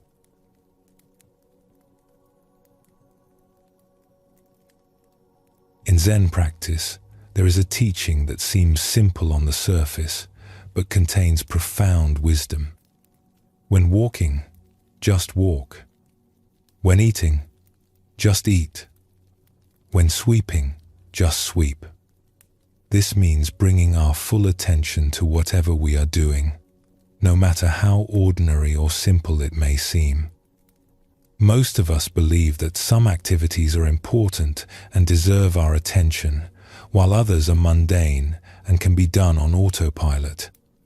We pay attention during significant moments, but zone out during routine tasks. We are present for special occasions, but absent during ordinary life. We wait for something meaningful to happen, while missing the meaning available in every simple moment. The Buddha taught that there are no unimportant moments. Every moment of life is an opportunity to be fully present, fully awake, fully alive. Washing dishes is just as worthy of our full attention as any ceremony or celebration. Walking to the well is just as precious as any pilgrimage. The ordinary moments of life, when met with full awareness, become sacred. This teaching challenges our usual way of thinking. We have been trained to divide life into important and unimportant, special and ordinary, worth attending to and not worth our attention. But Zen shows us that this division is false. Life does not happen only during the highlights. Life is happening all the time, in every simple action, in every ordinary moment. When we are present for these moments, we discover that nothing is actually ordinary. Mindfulness in daily activities transforms our relationship with life itself. We stop waiting for life to become interesting and discover that it already is. We stop rushing through routine tasks to get to something better and find richness in the tasks themselves. We stop living for the future and start living now, in whatever we are actually doing. Let us explore a story that shows this truth. There once lived a servant named Nori who worked in a large household. His duties were simple and repetitive. Each morning, he would sweep the floors and courtyards. He would carry water from the well. He would wash dishes and prepare vegetables for cooking. He would tend the small garden behind the house. Day after day, the same tasks. Nothing special. Nothing important. Nori did his work adequately, but his mind was never in it. While he swept, he would think about other things. While he carried water, he would daydream about a different life. While he washed dishes, he would wish he was doing something else. He saw his work as something to get through, a burden to endure until he could have time for himself. This made the days feel long and empty. Even though Nori was young and healthy, he felt tired all the time. His work, though not physically demanding, drained him because he resisted it mentally. He was always somewhere else in his mind, wishing his life was different, waiting for something better to begin. One day, a monk came to stay at the household for a period of study. His name was Masa, and he had been assigned to help with daily tasks during his visit. The head of the household asked Nori to show Masa what needed to be done. Nori demonstrated the morning routine. "First we sweep," he said without enthusiasm, moving the broom quickly across the floor. "Then we fetch water, then dishes. It is all very simple. Nothing difficult." He expected Masa to nod and begin working in the same distracted, hurried way. But instead, Masa picked up a broom and began to sweep with unusual care. He moved slowly, paying close attention to each stroke. He seemed completely absorbed in the simple act of sweeping, as if nothing else in the world mattered in that moment. Nori watched with confusion. "You do not need to be so careful," he said. "It is just sweeping. We do this every day. It does not need to be perfect." Masa paused and looked at Nori with gentle eyes. Does something need to be special to deserve our full attention? He asked. Or can we give our attention freely to whatever we are doing? Nori did not know how to answer this. He had always assumed that simple tasks like sweeping were beneath his full attention, something to rush through so he could get to more important things. Masa continued sweeping. The Buddha taught that how we do anything is how we do everything. If we are distracted and resentful while sweeping, we are practicing distraction and resentment. If we are present and attentive while sweeping, we are practicing presence and attention. There are no unimportant moments. Every moment is an opportunity to practice being fully alive. Over the following days, Nori watched Masa work. Everything the monk did, he did with complete attention. When he carried water, he walked slowly, feeling each step, watching the water move in the buckets. When he washed dishes, he seemed to enjoy the sensation of warm water on his hands, the smooth surface of the bowls. When he prepared vegetables, he worked with care, as if each cut mattered. Most striking was that Masa seemed peaceful. He did not rush through tasks to get them done. He did not show any resentment or boredom. He appeared content to be exactly where he was, doing exactly what he was doing. One morning, Nori asked him, "How can you be content doing such simple work? Does it not bore you?" Masa smiled. Boredom comes from the mind, not from the task. When I am fully present with what I am doing, there is no boredom. There is just this activity happening now. Sweeping, washing, cutting vegetables. Each one is completely new in each moment. He set down the dish he was washing. "Let me teach you something. Come, help me carry water." They walked together to the well. Masa filled 2 buckets and handed one to Nori. "As we walk back," he said, "I want you to put all your attention on the experience of carrying this water. Feel the weight of the bucket. Feel your feet touching the ground. Notice your breathing as you walk. Do not think about anything else. Just be completely present with the simple act of carrying water." Nori felt skeptical, but he tried. At first, his mind immediately wandered to other thoughts. What he would do later, things he wished were different about his life. But each time he noticed his mind wandering, he would bring his attention back to the bucket, his feet, his breath. Something unexpected happened. The walk, which he had done hundreds of times without really experiencing it, became interesting. He felt the coolness of the morning air. He heard birds he had never noticed before. He felt the rhythm of his own walking. For the first time, he was actually present for this simple journey from the well to the house. When they arrived, Masa asked, "What did you notice?" "It was different," Nori said slowly. "I have carried water many times, but I have never really felt it before. I was always thinking about other things. This time, I was actually here." "Yes," Masa said. "This is mindfulness in ordinary activity. Not waiting for special moments to be present, but being present for whatever is actually happening. When you carry water with full attention, carrying water becomes enough.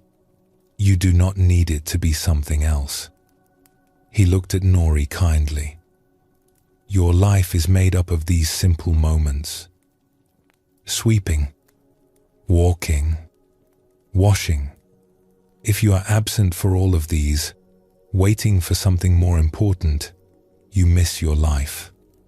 But if you can be present for them, you discover that every moment has value. Every simple act becomes meaningful when done with full awareness. Over the following weeks, Nori practiced what Masa had taught him. When he swept each morning, he would try to be fully present with the sweeping, feeling the broom in his hands, seeing the dust gather, sensing the rhythm of the movement.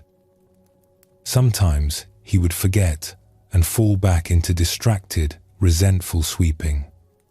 But sometimes he would remember, and in those moments everything shifted.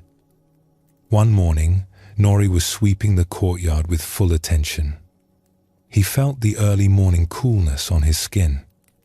He heard the sound the broom made against stone, a soft, rhythmic whisper. He noticed the pattern of light and shadow as the sun rose higher, turning the grey courtyard golden. He was completely absorbed in this simple task, feeling the smooth wooden handle in his hands, watching the small clouds of dust rise and settle. As he swept near a corner, he saw a spider web stretched between two stones, covered in morning dew. He had swept this corner 1,000 times but had never noticed this web before. He paused to look at it. The tiny drops of water caught the light like jewels. The spider sat perfectly still in the center. It was beautiful in its simplicity. Nori realized this was what happened when he was actually present. He saw things he had never seen before, even in places he had been countless times. The world revealed itself when he was awake to it. When he finished sweeping, he felt something he had never felt after this task before. A sense of completion, of satisfaction. Not because the floor was clean, but because he had been fully present for the doing of it. He had not wasted those moments wishing he was somewhere else. He had actually lived them. Masa saw the change in Nori's face. "You understand now," he said. "Zen practice is not separate from ordinary life. It is ordinary life done with full attention. Every simple task becomes practice. Every moment becomes an opportunity to be awake." He paused and added, "The Buddha once said that a person who eats mindfully gains more nourishment than someone who eats while distracted, even if they eat the same food. The same is true for all activities. A person who sweeps mindfully receives something from the sweeping that a distracted person never receives. Not just a clean floor, but the experience itself, the aliveness of being fully present." The weeks passed. Masa's time at the household came to an end. Before he left, Nori thanked him. "You have changed how I see my work. I thought my life was boring and meaningless. But you showed me that I was the one making it boring by being absent for it. When I am actually present, even simple tasks have richness." Masa smiled warmly. "You have learned something valuable. The Buddha did not teach us to wait for special circumstances to practice mindfulness. He taught us to be mindful in all circumstances. When eating, just eat. When walking, just walk. When sweeping, just sweep. This is the practice. This is the path. Right here, in the ordinary moments of your daily life." After Masa left, Nori continued his practice. Some days, he remembered to be present with his tasks. Some days he forgot and fell back into old patterns of distraction and resentment. But gradually, being present became more natural to him. His work had not changed. He still swept floors and carried water and washed dishes. But his relationship to his work had transformed completely.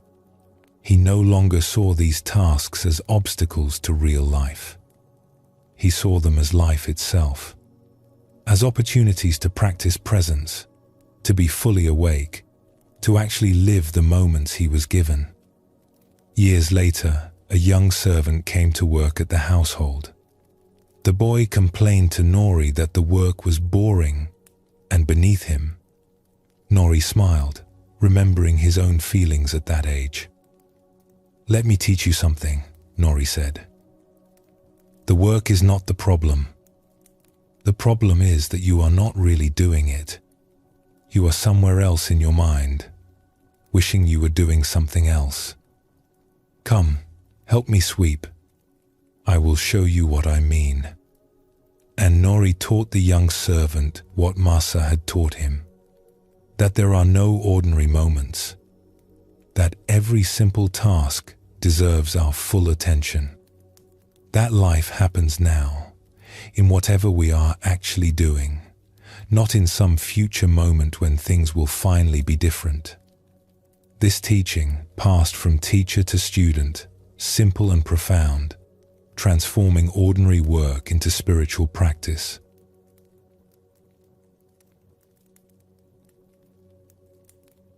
Zen Buddhism teaches that spiritual practice is not separate from daily life.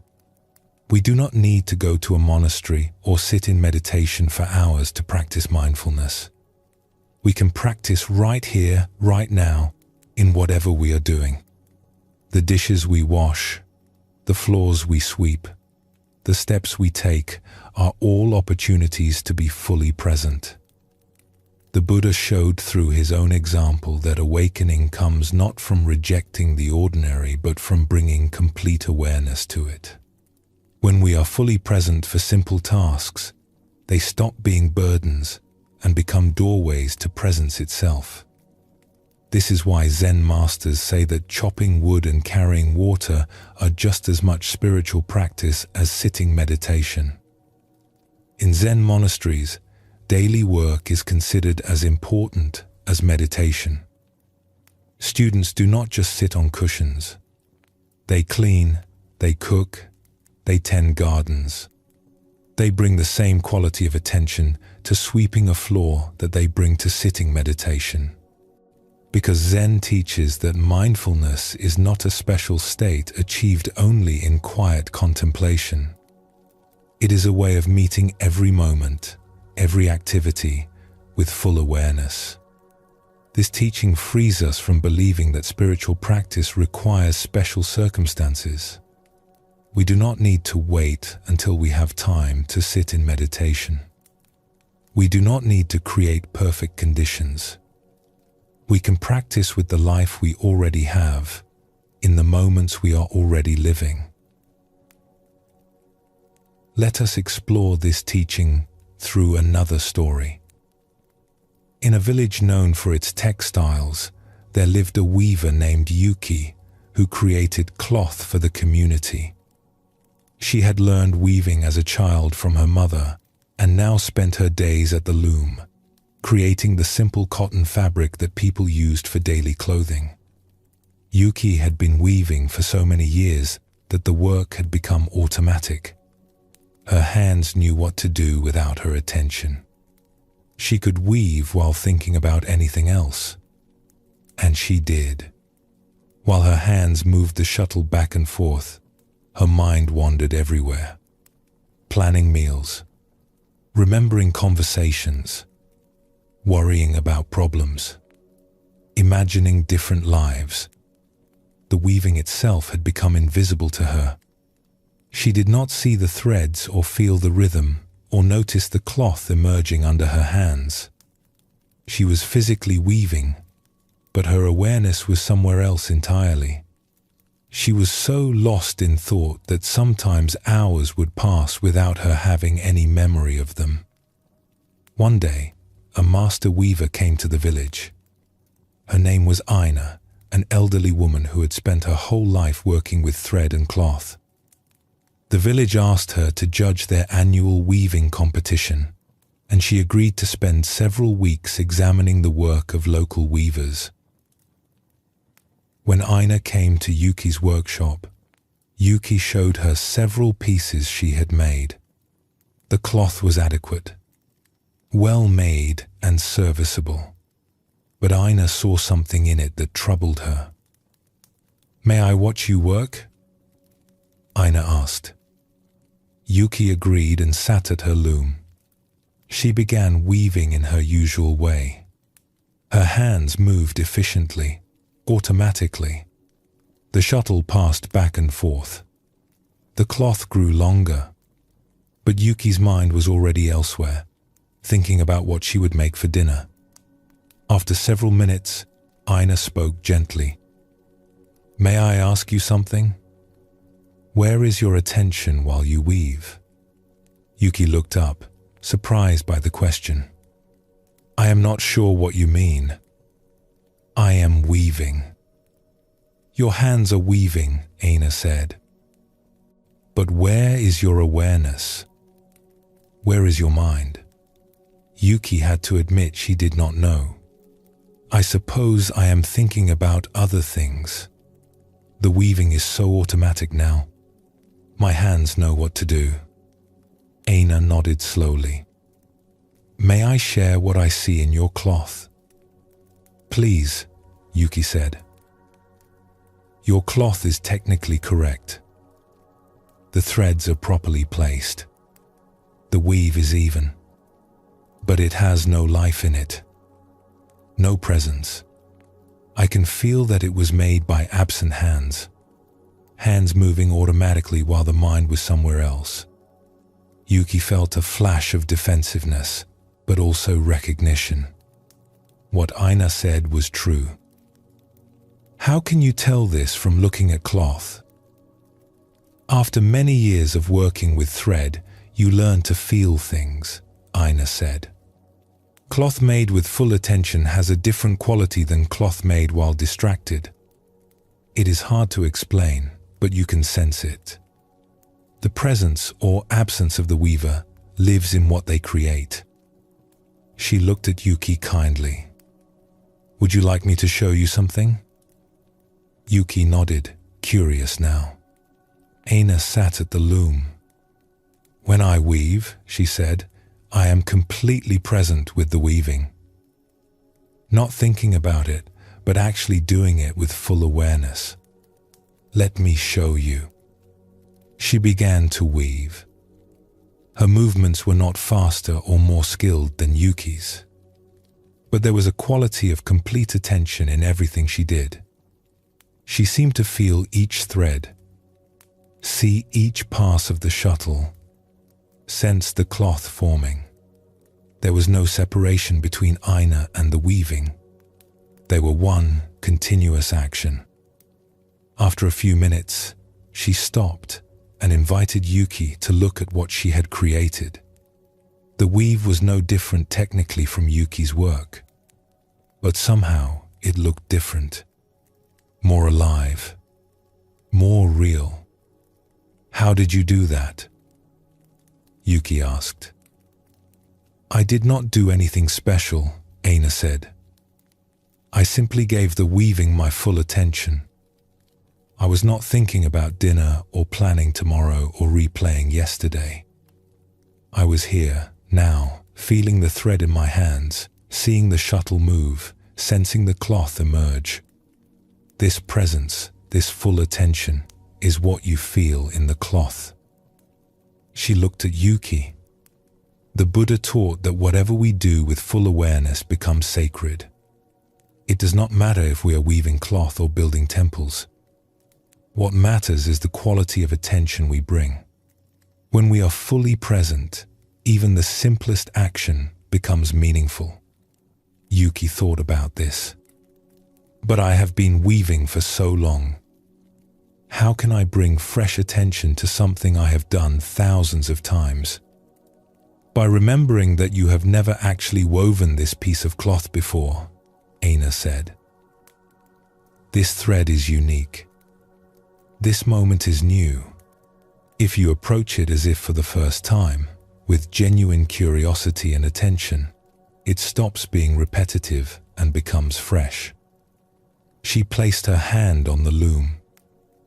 "Let me teach you a practice. Tomorrow, when you begin weaving, take a moment before you start. Look at the threads. Really see them. Feel them with your fingers. Notice their texture, their color. Then, as you weave, keep your attention on the direct sensations. The feeling of the shuttle in your hand, the sound it makes passing through the warp, the cloth forming under your work.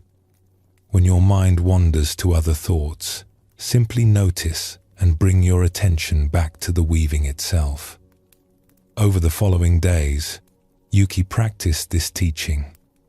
She would sit at her loom and try to be fully present. At first, it was difficult. Her mind was so used to wandering that it would drift away within seconds. But she kept practicing, noticing when she had been lost in thought and returning her attention to the actual experience of weaving. Gradually, something changed. The weaving, which had become invisible through repetition, became interesting again. She noticed things she had stopped seeing. The way light caught the threads, making some appear silver and others gold. The satisfying rhythm of the shuttle, like a heartbeat. The emerging pattern of the cloth, each row slightly different from the last, never truly repeating. She discovered that when she was fully present, she could feel the quality of the thread in her hands. Some threads were smoother, some had a slight roughness. She could sense when the tension was exactly right and when it needed adjustment. All of this had been happening for years, but she had never noticed because her attention was elsewhere. One afternoon, she was weaving with complete presence when a neighbor stopped by to ask her a question. Yuki answered, but did not stop weaving. And she noticed something remarkable. She could speak with the neighbor while remaining present with the weaving. Her attention could hold both. This was different from being distracted. This was being present with what was happening, which included both the weaving and the conversation. When she was fully present, the work was not boring or automatic. It was alive and engaging. Even after years of doing the same task, it felt fresh because she was actually there for it. Aina visited Yuki's workshop regularly during her stay in the village. One day, she found Yuki completely absorbed in her work. Yuki did not even notice Aina enter. She was entirely present with the weaving, her attention fully with her hands, with the threads, with the emerging cloth. When Yuki finally looked up, Aina smiled. "Now you understand," she said. "This is what Zen calls just this. When you weave, just weave. Not weaving while thinking about something else. Just weaving with your whole being." Yuki looked down at the cloth she had been making. It looked different somehow. More vibrant. More real. "I felt something shift," she said. "I was not thinking about weaving. I was not thinking about anything. I was just completely here, doing this."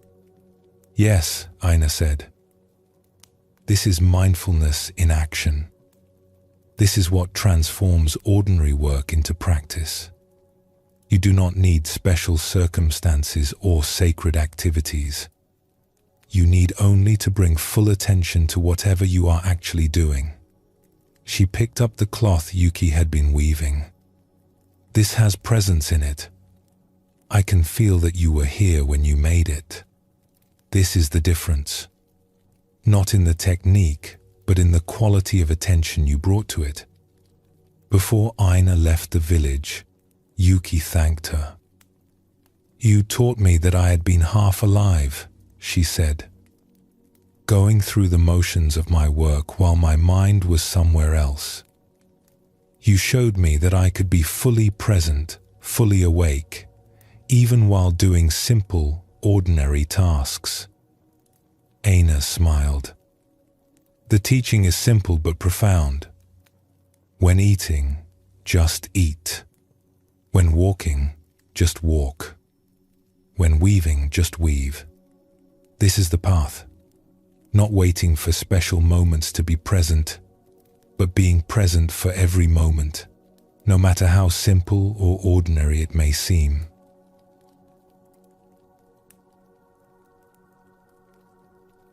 Buddhism teaches that we do not need to change our circumstances to practice mindfulness. We do not need to wait for perfect conditions or special activities. We can practice right where we are, with whatever we are doing.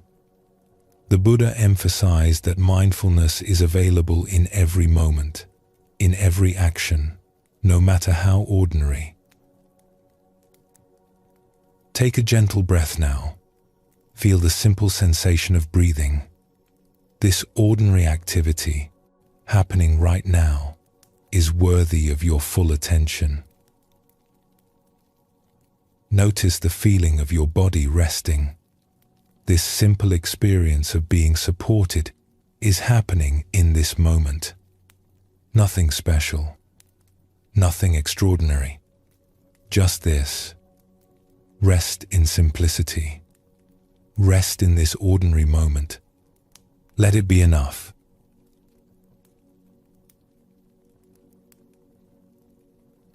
The Buddha taught that the body is always in the present moment. It is never in the past or future. Your body exists only now. While your mind can wander to yesterday or tomorrow, your body remains firmly anchored in this moment. This makes the body a gateway to presence, a doorway back to now. When we are lost in thoughts about the past or worries about the future, we can return to the present simply by feeling our bodies. The sensation of breathing, the feeling of our feet on the ground, the touch of fabric against skin. These simple physical sensations are always happening now.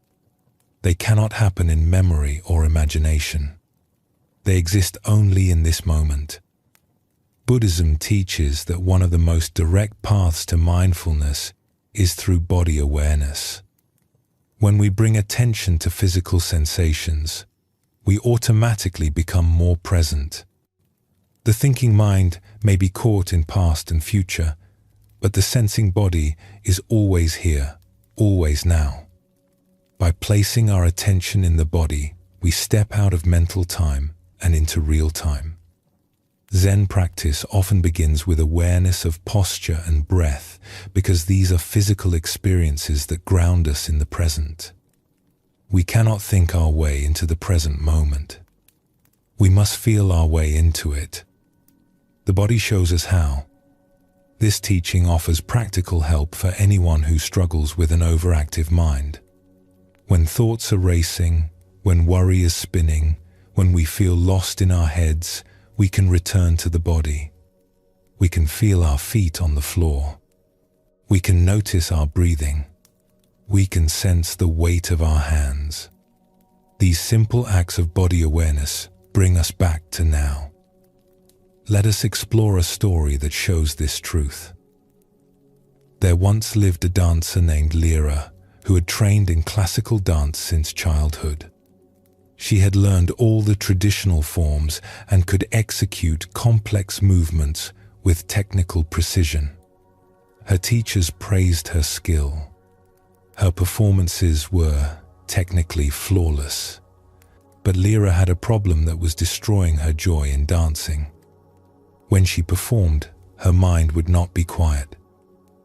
She would be thinking constantly, worrying about making mistakes, judging her own movements, comparing herself to other dancers, planning the next sequence while still in the middle of the current one. Her body danced, but her mind was elsewhere, caught in a storm of thought. This mental noise created tension in her body. Her movements, though technically correct, were stiff and effortful. She looked like she was working hard, fighting against herself. The natural grace and flow that should come with dance were missing. She was dancing from her head, not from her body. One day, a master dancer came to teach at Lyra's school. Her name was Vina, an elderly woman who had danced for 50 years. When Vina performed, even simple movements seemed to flow like water. There was no visible effort, no struggle. She appeared completely at ease in her body, as if the dance was happening through her rather than being created by her. After watching Lyra practice, Vina asked to speak with her. "You have excellent training," Vina said. "Your technique is very strong. But I see that you are fighting with yourself while you dance. Your body wants to move one way, but your mind is trying to control it another way. This creates conflict." Lyra felt tears come to her eyes. Someone finally saw what she had been struggling with. "I cannot stop thinking while I dance. My mind is always busy, always judging, always worried. I do not know how to quiet it." Vina nodded with understanding. "The mind will think. This is what minds do. But you do not need to be lost in the thinking. You can place your attention in your body instead. Let me show you something." She asked Lyra to stand in a basic position. "Feel your feet on the floor," Vina said. Not thinking about your feet, actually feeling them. The pressure, the contact, the weight of your body being supported. Lyra brought her attention to her feet. At first, she was thinking about feeling her feet, which was still being in her head. But Vina gently corrected her. "Not the idea of your feet. The sensation itself. The direct physical feeling." Lyra tried again. This time, she dropped her attention out of her thinking mind and into the actual sensation. She could feel the floor beneath her. The solid contact. The slight pressure on different parts of her feet. It was a simple, direct experience. No thoughts needed. "Good," Vina said. "Now, keeping that awareness in your feet, slowly shift your weight to one side." Lyra shifted her weight. With her attention in her feet, she could feel exactly how the pressure changed, how the weight transferred. She could sense the small adjustments her body made to maintain balance. All of this was happening in direct sensation, not in thought. "This is body awareness," Vina said. "When your attention is in your body, in direct sensation, you are present. You are here now. The thoughts may still be happening in the background, but you are not lost in them. You are anchored in physical experience." She looked at Lyra kindly. The Buddha taught that the body is the gateway to presence. When we are in our heads, we can be anywhere in time. But when we are in our bodies, feeling actual sensations, we are always now, always present. This is what you need to learn.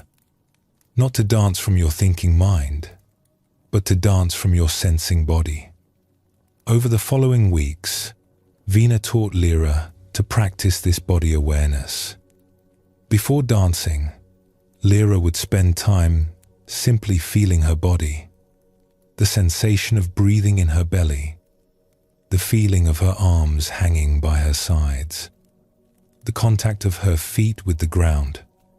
She would practice moving slowly with full awareness of sensation, raising an arm and feeling the movement from the inside, not watching it from outside with her mind's eye. She discovered that her body held information her mind did not have. When she paid attention to sensation, she could feel exactly when a movement was strained and when it flowed naturally. She could sense the subtle adjustments needed for balance before her thinking mind could calculate them. Her body knew things that thinking could not teach. Vina would guide her with simple reminders. Feel your spine lengthening. Not the idea of it, the actual sensation. Or notice how your weight shifts. Feel it happening. These instructions brought Lyra's attention out of her analyzing mind and into direct physical experience. At first, Lyra found this very difficult. Her habit of being in her head was so strong. She would start to feel her body, and within seconds her mind would pull her away into thoughts. Am I doing this right? What will the teacher think? I should be better at this by now. But Vina encouraged her to keep practicing. Each time you notice you have been lost in thought, you have a choice. You can stay lost, or you can return your attention to physical sensation. Just keep returning. This is the practice. Gradually, something began to shift. Lyra discovered that when her attention was fully in her body, the anxious thinking quieted on its own. She did not have to fight with her thoughts or try to make them stop. She simply placed her attention elsewhere, in direct physical sensation, and the thoughts lost their power. One day during practice, Lyra was dancing a sequence she knew well. She brought her attention fully into her body. She felt her feet pushing against the floor. She felt the stretch in her muscles. She felt the movement of her breath. She felt the air on her skin as she turned. For several moments, she was completely present in physical sensation. No thoughts about whether she was doing it correctly. No worries about mistakes. No planning of the next movement. Just the direct experience of the body moving through space. The dance flowing through her without interference from her thinking mind. When she finished, she stood breathless, amazed. The movements had felt completely different. Effortless. Natural. Alive. She had not been thinking about dancing. She had simply been dancing, fully present in her body. Vina had been watching. She smiled warmly. Now you have felt it. The difference between dancing from your head and dancing from your body. When you are fully present in physical sensation, the body knows what to do. You do not need to control every movement with your mind. The body has its own intelligence, its own wisdom. When you trust it and stay present with it, the dance becomes effortless. Lyra practiced this way of dancing for many months. Some days she could stay present in her body for entire sequences. Other days, her mind would pull her away constantly. But she kept practicing the simple act of returning her attention to physical sensation, to breathing, to the feeling of movement, to the solid contact of feet on floor. One evening, Lyra was chosen to perform at an important ceremony. As she prepared backstage, she felt the familiar anxiety rising. Her mind began its usual worried chatter. What if she made mistakes? What if she forgot the sequence? But then she remembered Vina's teaching. She did not try to stop these thoughts. Instead, she brought her attention to her body. She felt her feet on the floor. She felt her breathing moving in her belly. She felt the weight of her costume, the coolness of the air, the aliveness of her body standing there. As she brought her attention into physical sensation, something remarkable happened. The anxious thoughts were still present in the background, but they lost their grip on her. She was no longer caught in them. She was anchored in her body, in the present moment, in direct sensation. When she stepped onto the stage and began to dance, she stayed with that body awareness. She felt each movement from the inside. She felt her breath flowing. She felt her feet finding the floor. She was completely present in physical experience, and from that presence, the dance flowed naturally. There was a moment midway through the performance when a particularly difficult sequence approached. Her old pattern would have been to tense up, to think ahead, to worry about executing it correctly. But instead, she stayed in her body. She felt the preparation in her muscles. She felt the gathering of energy. She felt the launch into the movement and the sensation of her body moving through space. No thought, just direct physical experience. The sequence flowed perfectly, not because she controlled it with her mind, but because she allowed her body to do what it knew how to do. When she finished, the audience was silent for a long moment. Then they began to applaud, not just with appreciation, but with genuine emotion. Several people had tears in their eyes. Something had touched them, something beyond technique. They had felt her complete presence, her aliveness in each moment. Afterward, Vina came to her. "Tonight, you danced from your true nature. You were not in your head, controlling and judging. You were present in your body, allowing the dance to flow through you. This is what moves people. Not technical perfection, but the aliveness that comes from complete presence." Lyra understood. She had discovered that the body was her anchor to the present moment. When her mind wandered into worry or judgment, she could always return by feeling her body. The breath, the feet, the sensations of movement. This simple awareness brought her back to now, again and again. And from that nowness, the dance came alive.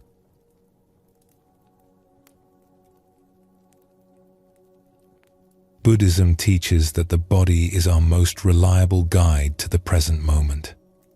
The mind can travel anywhere in time, but the body exists only now. This makes body awareness one of the most direct practices of mindfulness. When we feel our breathing, when we sense our posture, when we notice physical sensations, we are automatically present. The Buddha emphasized this teaching so strongly that he gave detailed instructions on body awareness. He taught his students to observe their breathing, to notice their posture, to be aware of their movements, not to analyze these things, but to simply feel them. This direct sensory awareness is a doorway out of mental time and into real time. Let us explore this teaching through another story. In a monastery in the mountains, there lived a monk named Olan who struggled with meditation. He had been practicing for 3 years, sitting each day as instructed, but his mind would not settle. During meditation, his thoughts would race from one thing to another.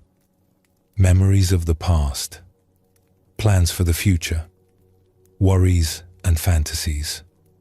His mind was like a wild horse, impossible to calm. Olan would sit on his cushion feeling frustrated and defeated. He would try to focus on his breath, but within seconds, his attention would be pulled away by thoughts. He would try to empty his mind, but more thoughts would rush in to fill the space. He would try to force himself to be present, but the effort itself created more tension and thinking. His teacher was an old monk named Paro who had been practicing for 40 years. Paro watched Olan struggle with compassion. One day, he called Olan to his room. "You are fighting with yourself during meditation," Paro said gently. "I can see it in your face, in your posture. You are trying to force your mind to be still. This creates more struggle, not less." Olan felt discouraged. "I do not know what else to do. My thoughts will not stop." I cannot stay focused. I try to be present, but my mind pulls me away constantly. Paro nodded. You are trying to control your mind with your mind. This rarely works. Let me teach you something different. Instead of trying to control your thoughts, I want you to place your attention in your body. He asked Olan to sit in meditation posture. Feel your feet, Paro said. Not thinking about them, just feeling them. The contact with the floor, the weight resting on them. Olan brought his attention to his feet. He could feel the cushion beneath them, the slight pressure, the temperature. Good, Paro said. Now notice your breathing. Not controlling it or changing it, just feeling it. Where do you feel the breath most clearly in your body? Olan paid attention. In my belly. I can feel it rising and falling. Yes, Paro said. Keep your attention there. Feel each breath as it happens. The gentle expansion as you inhale, the soft release as you exhale. Stay with the direct physical sensation of breathing. Olan tried this. At first, thoughts still pulled his attention away. But each time Paro noticed Olan drifting into thought, he would say gently, return to the feeling of breathing. After several minutes, something shifted. Olen's face softened. His shoulders relaxed. He was still sitting in the same position, but the quality of his presence had changed. He was no longer fighting with himself. When the session ended, Paro asked, "What did you notice when I stayed with the physical sensation of breathing?" Olan said slowly. The thoughts were still there, but I was not lost in them. I was anchored in my body. The sensation of breathing kept pulling me back to now. Yes, Paro said. This is what the Buddha taught. The body is always in the present. When we place our attention in physical sensation, we cannot be lost in the past or future at the same time. The body brings us back to now. He looked at Olan kindly. You were trying to make your mind stop thinking. This is like trying to make the wind stop blowing. It creates struggle. But when you simply place your attention in your body, in direct sensation, the thinking continues, but you are no longer caught in it. You are here, feeling your breath, feeling your body, present in this moment. Over the following weeks, Olan practiced this teaching.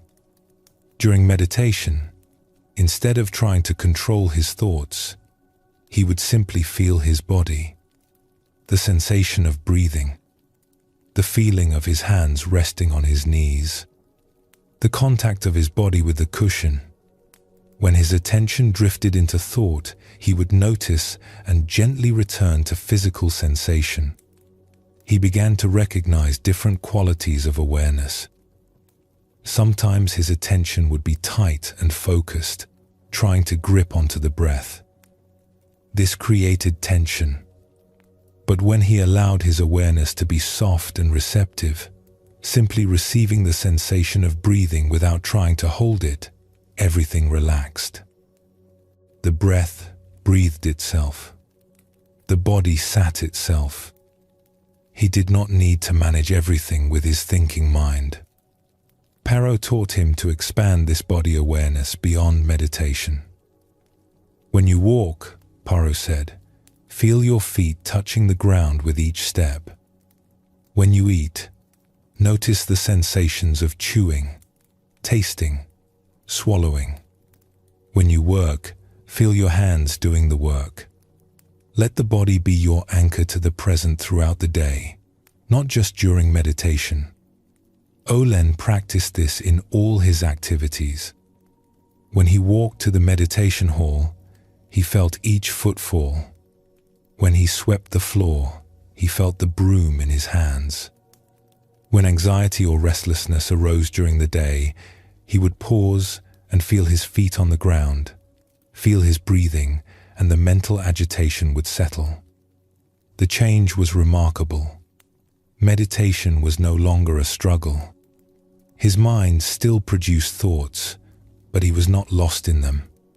He was anchored in his body, in the direct experience of sitting, breathing, being present. From this grounded awareness, a natural calm began to arise. One day, Olan was sitting in meditation when he noticed something that had been troubling him, a worry about a conversation he needed to have with another monk. His old pattern would have been to get lost in this worry, to think about it for the entire meditation session. But now he had a different option. He noticed the worry arising. He felt it as a tightness in his chest, a slight quickening of his breath. Instead of following the worried thoughts, he brought his attention more fully to the physical sensations. He felt the tightness. He felt his breath. He stayed with the body. As he remained present with these sensations, something surprising happened. The worry began to release on its own. The tightness in his chest softened. His breathing deepened. He had not fought with the worry or tried to make it go away. He had simply stayed present with the physical experience of it, and it had passed like weather passing through the sky. When he told Paro about this experience, his teacher smiled. "You have discovered something important. Emotions live in the body. Worry, anger, sadness, joy, all of these are physical experiences before they are thoughts about experiences. When we stay present with the bodily sensations of an emotion, without getting lost in the story our mind tells about it, the emotion can move through us naturally."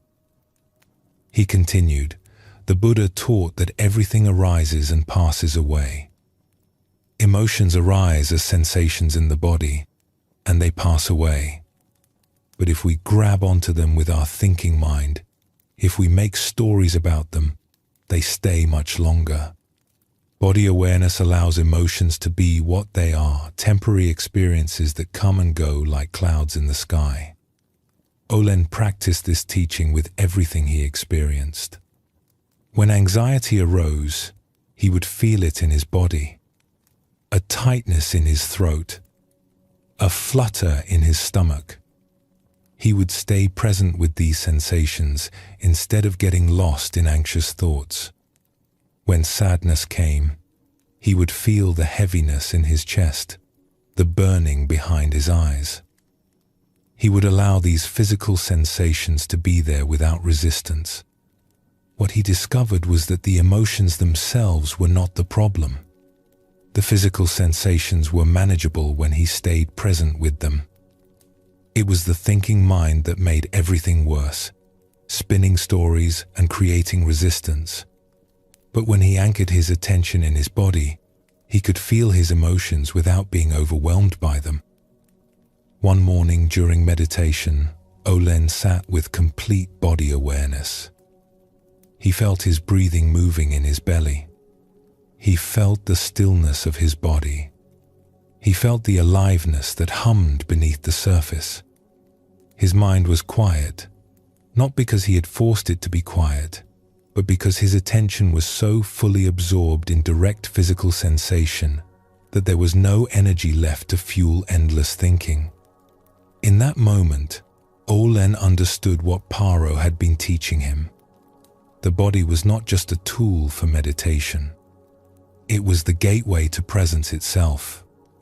Every time he felt lost in his mind, trapped in thoughts about past or future, he could return to his body, to breathing, to sensation, to the simple physical fact of being alive in this moment. This return was always available, always reliable, always bringing him back to now.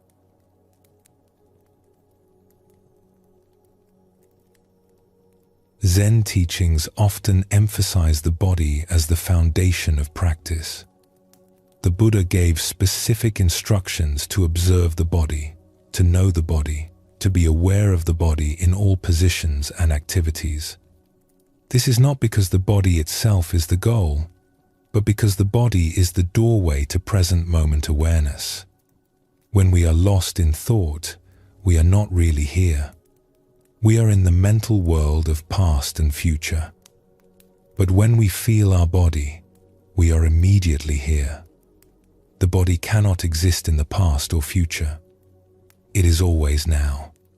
By placing our attention in physical sensation, we step out of mental time and into this moment.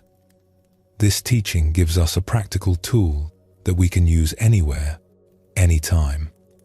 When the mind is racing, feel the feet on the ground. When anxiety builds, notice the breath. When thoughts spiral, sense the body sitting or standing. These simple acts of body awareness interrupt the mental loop and bring us back to presence. The Buddha taught his students to develop this awareness systematically, to know when they were walking, standing, sitting, or lying down, to be aware of their movements, their breathing, their posture. This constant return to body awareness trains the mind to stay present instead of constantly wandering into mental worlds that do not actually exist. Take a gentle breath now. Feel the air entering your body. Notice the sensation of breathing, the gentle rise and fall of your chest or belly. Let your attention settle into your body. When thoughts arise, simply feel your breathing.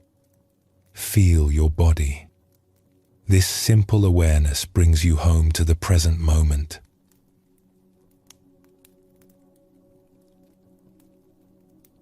Buddhism teaches that the breath is the bridge between body and mind. It is both physical and subtle, both voluntary and involuntary. We can control our breathing when we choose to, yet it continues on its own when we forget about it.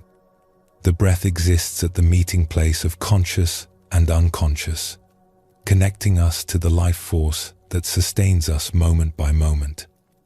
The Buddha gave breathing meditation as one of the fundamental practices because breath is always available to us. We cannot forget our breath at home. We cannot lose it. We do not need special circumstances to practice with it. Every moment, whether we notice it or not, we are breathing. This makes breath the most accessible anchor to the present moment. Zen practice often begins and returns to breath awareness. When the mind wanders, come back to the breath. When emotions overwhelm, notice the breath. When thoughts spiral out of control, feel the breath. The breath is always here, always now, always offering us a way back to presence. The breath also teaches us about impermanence and letting go. Each breath comes and goes. We cannot hold onto an inhalation. We must release it and allow the next breath to arrive. This natural rhythm of receiving and releasing mirrors the fundamental nature of all experience. Everything arises and passes away. The breath shows us this truth thousands of times each day. Buddhist teachings describe breath as our constant companion. From our first breath at birth to our last breath at death, breathing accompanies every moment of our lives. When we befriend the breath, when we learn to rest our attention there, we have found a reliable guide back to the present moment, available anytime we remember to notice it. Let us explore a story that shows this truth. There once lived a scholar named Doro who taught literature at a prestigious school. Doro was brilliant and accomplished, but he suffered from a mind that never stopped racing. From the moment he woke until he finally fell asleep, his thoughts churned constantly, planning lessons, analyzing texts, worrying about his students, replaying conversations. His mind was like a river in flood, rushing and turbulent, never still. This mental activity exhausted Doro. He would lie in bed unable to sleep because his thoughts kept spinning. He would sit at meals barely tasting his food because his mind was elsewhere. He would walk through beautiful gardens without seeing them because he was lost in thought. Even when he tried to relax, his mind refused to quiet. Doro had tried various remedies. He read books about calming the mind. He tried different techniques people suggested, but nothing seemed to help. His thoughts had a momentum of their own that he could not control. One day, a new teacher joined the school. His name was Talon, a quiet man who taught calligraphy. Doro noticed something unusual about Talon. Even in the midst of the school's busy environment, Talon seemed calm and centered. He moved with unhurried ease. He spoke with thoughtful pauses between his words. He seemed to carry a quality of stillness with him wherever he went. During a break between classes, Doro asked Talon, "How do you stay so calm?" "My mind never stops. Thoughts rush through constantly. I cannot find any peace." Talon smiled gently. "May I show you something simple that might help?" They walked to a quiet courtyard. Talon asked Doro to sit on a bench beside him. "Close your eyes," Talon said, "and simply notice your breathing. Not changing it or controlling it. Just noticing it. Feel the breath entering your body. Feel it leaving. That is all." Doro closed his eyes and tried to notice his breathing. But within seconds, his mind had wandered off into thought. He was thinking about a lesson he needed to prepare, then about a student who had asked a difficult question, then about what he would eat for dinner. His breathing was happening, but he was not noticing it. He was lost in the stream of thoughts. After a minute, Talon spoke softly. "Where is your attention now?" Doro opened his eyes, slightly embarrassed. "I got lost in thoughts. I was not watching my breath at all." "This is very common," Talon said kindly. "The mind has a strong habit of thinking. It will pull your attention away again and again. This is not a problem. This is simply what minds do. The practice is to notice when you have been pulled away and gently return your attention to the breath. Not fighting with the thoughts. Not judging yourself for having them. Simply returning to the breath, again and again." He looked at Doro with patient eyes. "The Buddha taught that the breath is like an anchor. When a boat is anchored, the wind and currents may push it this way and that, but the anchor keeps bringing it back. Your thoughts are like wind and current. They will push your attention around, but the breath is your anchor. Each time you notice you have drifted, you can return to feeling the breath. This is the practice." Talon paused, then added, "The Buddha also taught that this practice of noticing and returning is the entire path. You will drift into thought 1,000 times, and you will return to the breath 1,000 times. Each return is a small awakening. Each time you notice you have been lost and come back to presence, you are training your mind in mindfulness. The wandering is not failure. The wandering is the practice. Without wandering, there would be nothing to return from." Over the following days, Doro tried to practice what Talon had taught him. He would sit quietly and bring his attention to his breathing. But his mind seemed more wild than ever. Thoughts came rushing in like a flood. Plans, worries, memories, ideas, all demanding his attention. He would remember to notice his breath for a few seconds, then be swept away by thoughts again. He felt discouraged and went back to Talon. "It is not working. My thoughts are too strong. I cannot stay with my breath for even a minute." Talon listened with understanding. "Let me teach you something about the breath that might help. The breath is not something you do. It is something that happens. Your body breathes whether you pay attention or not. This means you cannot fail at breathing. It is already happening perfectly without any effort from you." He gestured for Doro to sit. "When you try to watch your breath, you are probably trying too hard. You are making effort. This creates tension, which creates more thoughts. Instead, try this. Simply allow yourself to receive the sensation of breathing. The breath is already happening. You are just noticing it, like you might notice sounds in the room. No effort. Just gentle awareness of what is already occurring." Doro tried this new approach. Instead of trying hard to focus on his breath, he simply allowed himself to notice it. The gentle rise and fall. The soft sensation of air moving. When thoughts came, he did not fight them. He simply noticed he had been thinking and gently returned his awareness to the sensation of breathing. This lighter touch made a difference. The practice felt less like struggle and more like resting.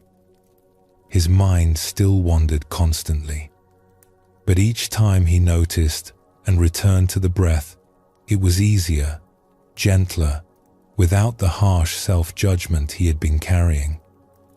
Talon encouraged him to practice this way regularly. "Even just a few minutes each day," Talon said. The Buddha taught that practicing with the breath trains the mind in two important ways. First, it teaches the mind to notice when it has wandered and to return to the present. This ability grows stronger with practice. Second, it shows you directly that you are not your thoughts. You can watch your thoughts from a place of awareness. This changes everything. Weeks passed. Doro practiced daily, sitting quietly and returning his attention to his breath again and again. Some days his mind was very busy and he spent most of the time lost in thought. Other days, he could stay with his breath for longer periods. But regardless of how the practice went, he began to notice changes in his daily life. He discovered that the quality of his breathing throughout the day reflected the state of his mind. When he was anxious, his breath was high in his chest, quick and shallow. When he was calm, it dropped naturally into his belly, slow and full. By noticing his breath, he could recognize his mental state before it overwhelmed him. When his mind started racing during the day, he would remember to take a few conscious breaths. Just pausing to feel 3 full breaths would interrupt the mental momentum. He would feel his belly expanding with the inhale, softening with the exhale. 3 breaths. That was all it took. The thoughts would still be there, but they would lose some of their intensity, their grip on his attention. He had found a tool he could use anywhere, anytime, in any circumstance. One evening, Doro was preparing for a difficult conversation with the school's headmaster. He could feel anxiety building. His thoughts were spinning with worry about what might happen, what he should say, how it might go wrong. He felt his chest tightening, his breath becoming shallow and quick. Then he remembered Talon's teaching. He stopped and brought his attention to his breathing. At first, his breath was rapid and shallow from the anxiety, but he did not try to change it. He simply noticed it. He felt the quick inhalations, the short exhalations. He stayed present with the breathing exactly as it was. As he continued to notice his breath with gentle awareness, something remarkable happened. The breath began to slow and deepen on its own.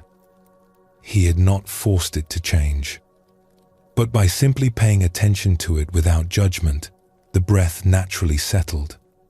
And as his breathing settled, his mind settled too. The anxious thoughts were still present, but they were no longer overwhelming. He felt grounded, present, able to face the conversation with more calm than he had thought possible. After the meeting, which went better than he had feared, Doro went to find Talon. "Something happened today," he said. "I was very anxious, but I remembered to notice my breathing. I did not try to control it. I just felt it, and it calmed down on its own, and my mind calmed with it." Talon nodded with a warm smile. "You discovered something important. The breath and the mind are connected. When the mind is agitated, the breath becomes quick and shallow. When the breath is calm, the mind settles too. By bringing gentle awareness to your breathing, you create conditions for both body and mind to find their natural equilibrium." He continued, "This is why the Buddha called breath awareness such a powerful practice. The breath is always available.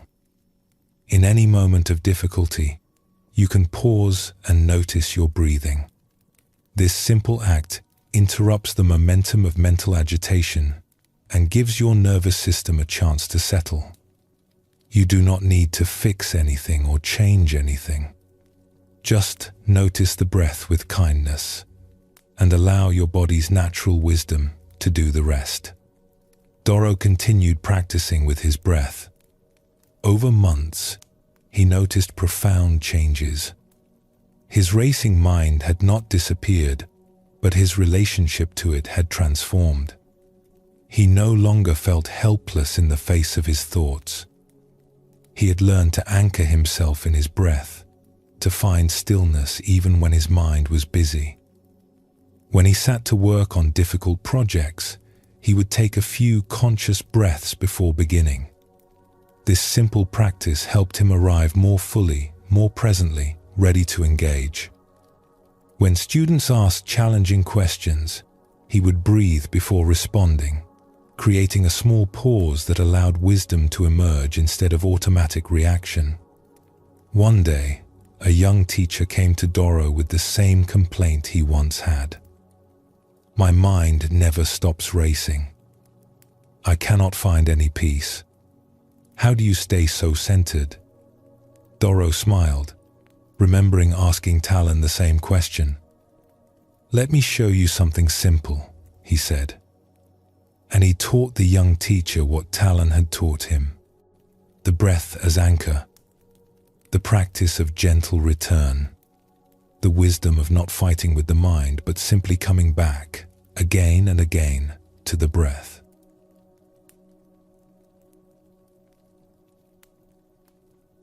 The Buddha taught that breath awareness is one of the most direct paths to mindfulness. The breath is always happening in the present moment. We cannot breathe in the past or future. Each breath is completely now. By placing our attention on breathing, we automatically bring ourselves into the present. Buddhism describes the breath as a faithful friend, always with us, always available to guide us back to now. Zen practice returns to the breath again and again, not because breath is sacred in itself, but because it is such a reliable anchor to present moment awareness. The Buddha gave specific instructions for working with the breath. He taught students to know when they were breathing in and when they were breathing out, to notice whether the breath was long or short, deep or shallow. Not to control it or change it, but simply to know it, to be aware of it as it naturally unfolds. This simple awareness, practiced regularly, gradually transforms our relationship with our own minds. Let us explore this teaching through another story. In a farming village in the valley, there lived a woman named Senna who worked in the rice fields. Senna's life was filled with worry. She worried about the weather, whether there would be enough rain for the crops. She worried about her family, whether her children would be safe and healthy. She worried about the future, whether they would have enough to eat through the winter. Her mind was constantly anxious, jumping from one worry to the next. This constant worry made Senna's chest feel tight. She would wake in the night, her heart pounding with unnamed fears. She would work in the fields with her shoulders hunched and tense. She could not remember the last time she had felt truly relaxed or at peace. An old woman named Kova lived at the edge of the village. Kova had once worked the fields too, but now she was too old for heavy labor. She spent her days in her small garden, tending vegetables and herbs. People in the village noticed that despite her age and simple circumstances, Kova seemed content. She moved with ease. She smiled often. She did not seem burdened by the worries that weighed on everyone else. One day, Senna saw Kova sitting in her garden, completely still, with her eyes closed. Curious, Senna approached quietly.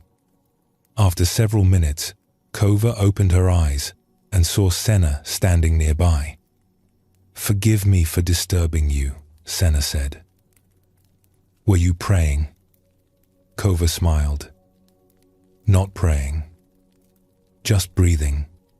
Sitting here, noticing my breath. This is something I do each day." Senna looked puzzled. "Just breathing? But we breathe all the time. Why sit and do it deliberately?" "Come, sit with me," Kova said, patting the ground beside her.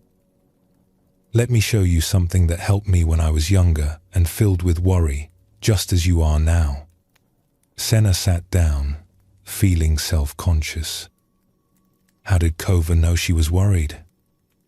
"Place your hand on your belly," Kova instructed gently. "Now just notice your breathing. Feel your belly rise with the inhale. Feel it fall with the exhale. Just that. Nothing more." Senna did as Kova asked. She could feel her belly moving under her hand, rising, falling. But almost immediately, her mind filled with thoughts. She remembered the work she needed to finish. She thought about the meal she needed to prepare. She worried about her son who had seemed ill that morning. "Where are you now?" Kova asked softly. Senna opened her eyes. "I was thinking about many things. I cannot just breathe. My mind goes to my worries immediately." "Yes," Kova said. "This is what minds do. They worry. They plan. They remember. This is natural. But you do not have to be carried away by every worry that arises. Let me teach you what a wise teacher once taught me." She took Senna's hand and held it gently. When you notice you have been lost in worry, you can choose to return your attention to your breath. Not to stop the worries, not to make them go away, but simply to place your attention elsewhere, on the sensation of breathing. The worries will still be there in the background, but you do not have to give them all your attention. Kova continued, "The Buddha taught that where we place our attention is one of the few things we can actually control in life. We cannot control whether it rains. We cannot control whether we get sick. We cannot control what other people do. But we can notice where our attention is, and we can choose to place it on something helpful, like the breath. She looked at Senna with compassionate eyes. "When you are worrying, where is your attention?" "On the worries," Senna said. "On everything that might go wrong." "And does this help?" Kova asked gently. "Does worrying about what might happen change what will happen?" Senna had to admit it did not. "No, but I cannot stop worrying. The thoughts come on their own." "You do not need to stop the thoughts," Kova said. "You just need to stop feeding them all your attention. When you notice you are worrying, take 3 conscious breaths. Feel the breath moving in your belly. This does not make the worries disappear, but it reminds you that this moment, right now, is actually okay. Right now, as you breathe, you are alive. You are here. This is enough." Over the following weeks, Senna practiced what Kova had taught her. When she woke at night with anxiety, she would place her hand on her belly and feel her breathing. She would count the breaths sometimes. 1. In. 2. Out. 3. In. 4. Out. This simple counting helped her mind settle, gave it something to do other than worry. When she worked in the fields and noticed worry building, she would pause and take 3 conscious breaths. She would feel the sun on her back. She would feel the earth beneath her feet. She would feel her breath moving. In these moments, she would realize that right now, in this present moment, she was actually okay. The worries were about things that might happen, but right now, breathing, she was alive and capable. When her mind started spinning with fears about the future, she would return to the simple sensation of breathing in this moment. She learned to recognize the feeling of being pulled into worry. There was a tightness that would start in her chest, a quickening of her breath. When she noticed these signs, she could intervene early, returning to conscious breathing before the worry spiraled out of control. It was not easy. The habit of worry was very strong. Sometimes she would be lost in fearful thoughts for hours before she remembered to breathe. But gradually, she began to notice something. The moments when she was actually breathing consciously, feeling the breath move in her body, those moments were peaceful. In those moments, she was not worried. She was just here, breathing, alive. The worries might be there in her mind, but she was not lost in them. She was anchored in her breath. One day, a heavy storm threatened the village. The rice was nearly ready to harvest, and a bad storm could ruin the entire crop. Senna felt the familiar panic rising.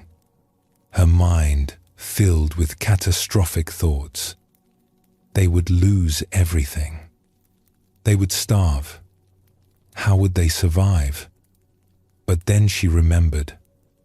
She sat down and placed her hand on her belly. She brought her attention fully to her breathing. In, out, rising, falling. Just this breath, then this breath, then this breath.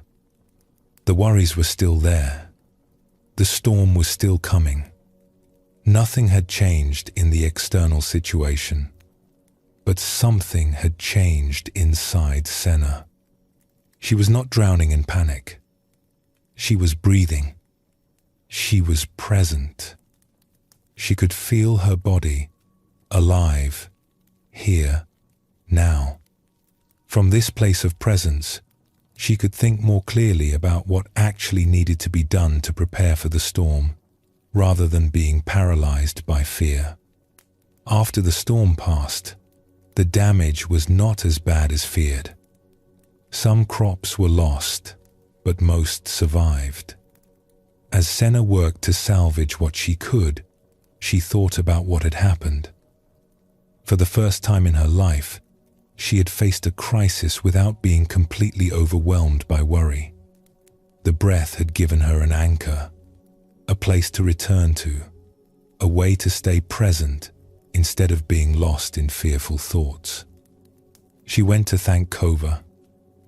"You gave me a great gift," Senna said. "I still worry, but now I have a way to return to the present moment. The breath is always here, always available. When I remember to notice it, I remember that this moment is okay, even when I am afraid."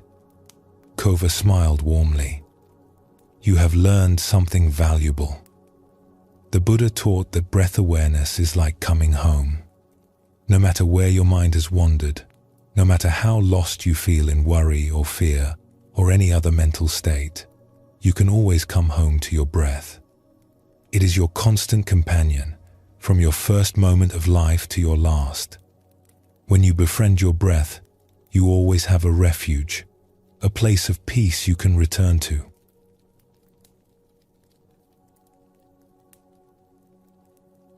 Buddhism teaches that the breath is our most faithful teacher. It teaches us about impermanence, showing us how everything arises and passes away. It teaches us about letting go, as we must release each breath to receive the next. It teaches us about presence, existing always and only in this moment. The Buddha gave detailed instructions on breath awareness precisely because it offers such direct access to mindfulness. Let your breathing be natural. Let your attention rest gently on the sensation of breathing. When thoughts arise, simply return to the breath. Again and again, the breath welcomes you home.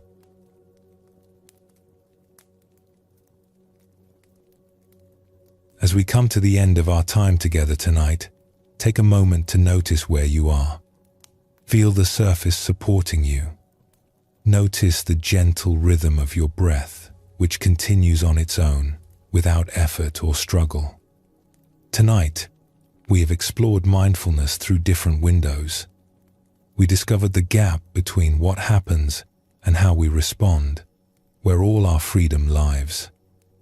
We learned about bare attention, the simple practice of noticing without interfering. We saw the difference between thinking about life and actually living it. We found that ordinary moments become sacred when met with full awareness.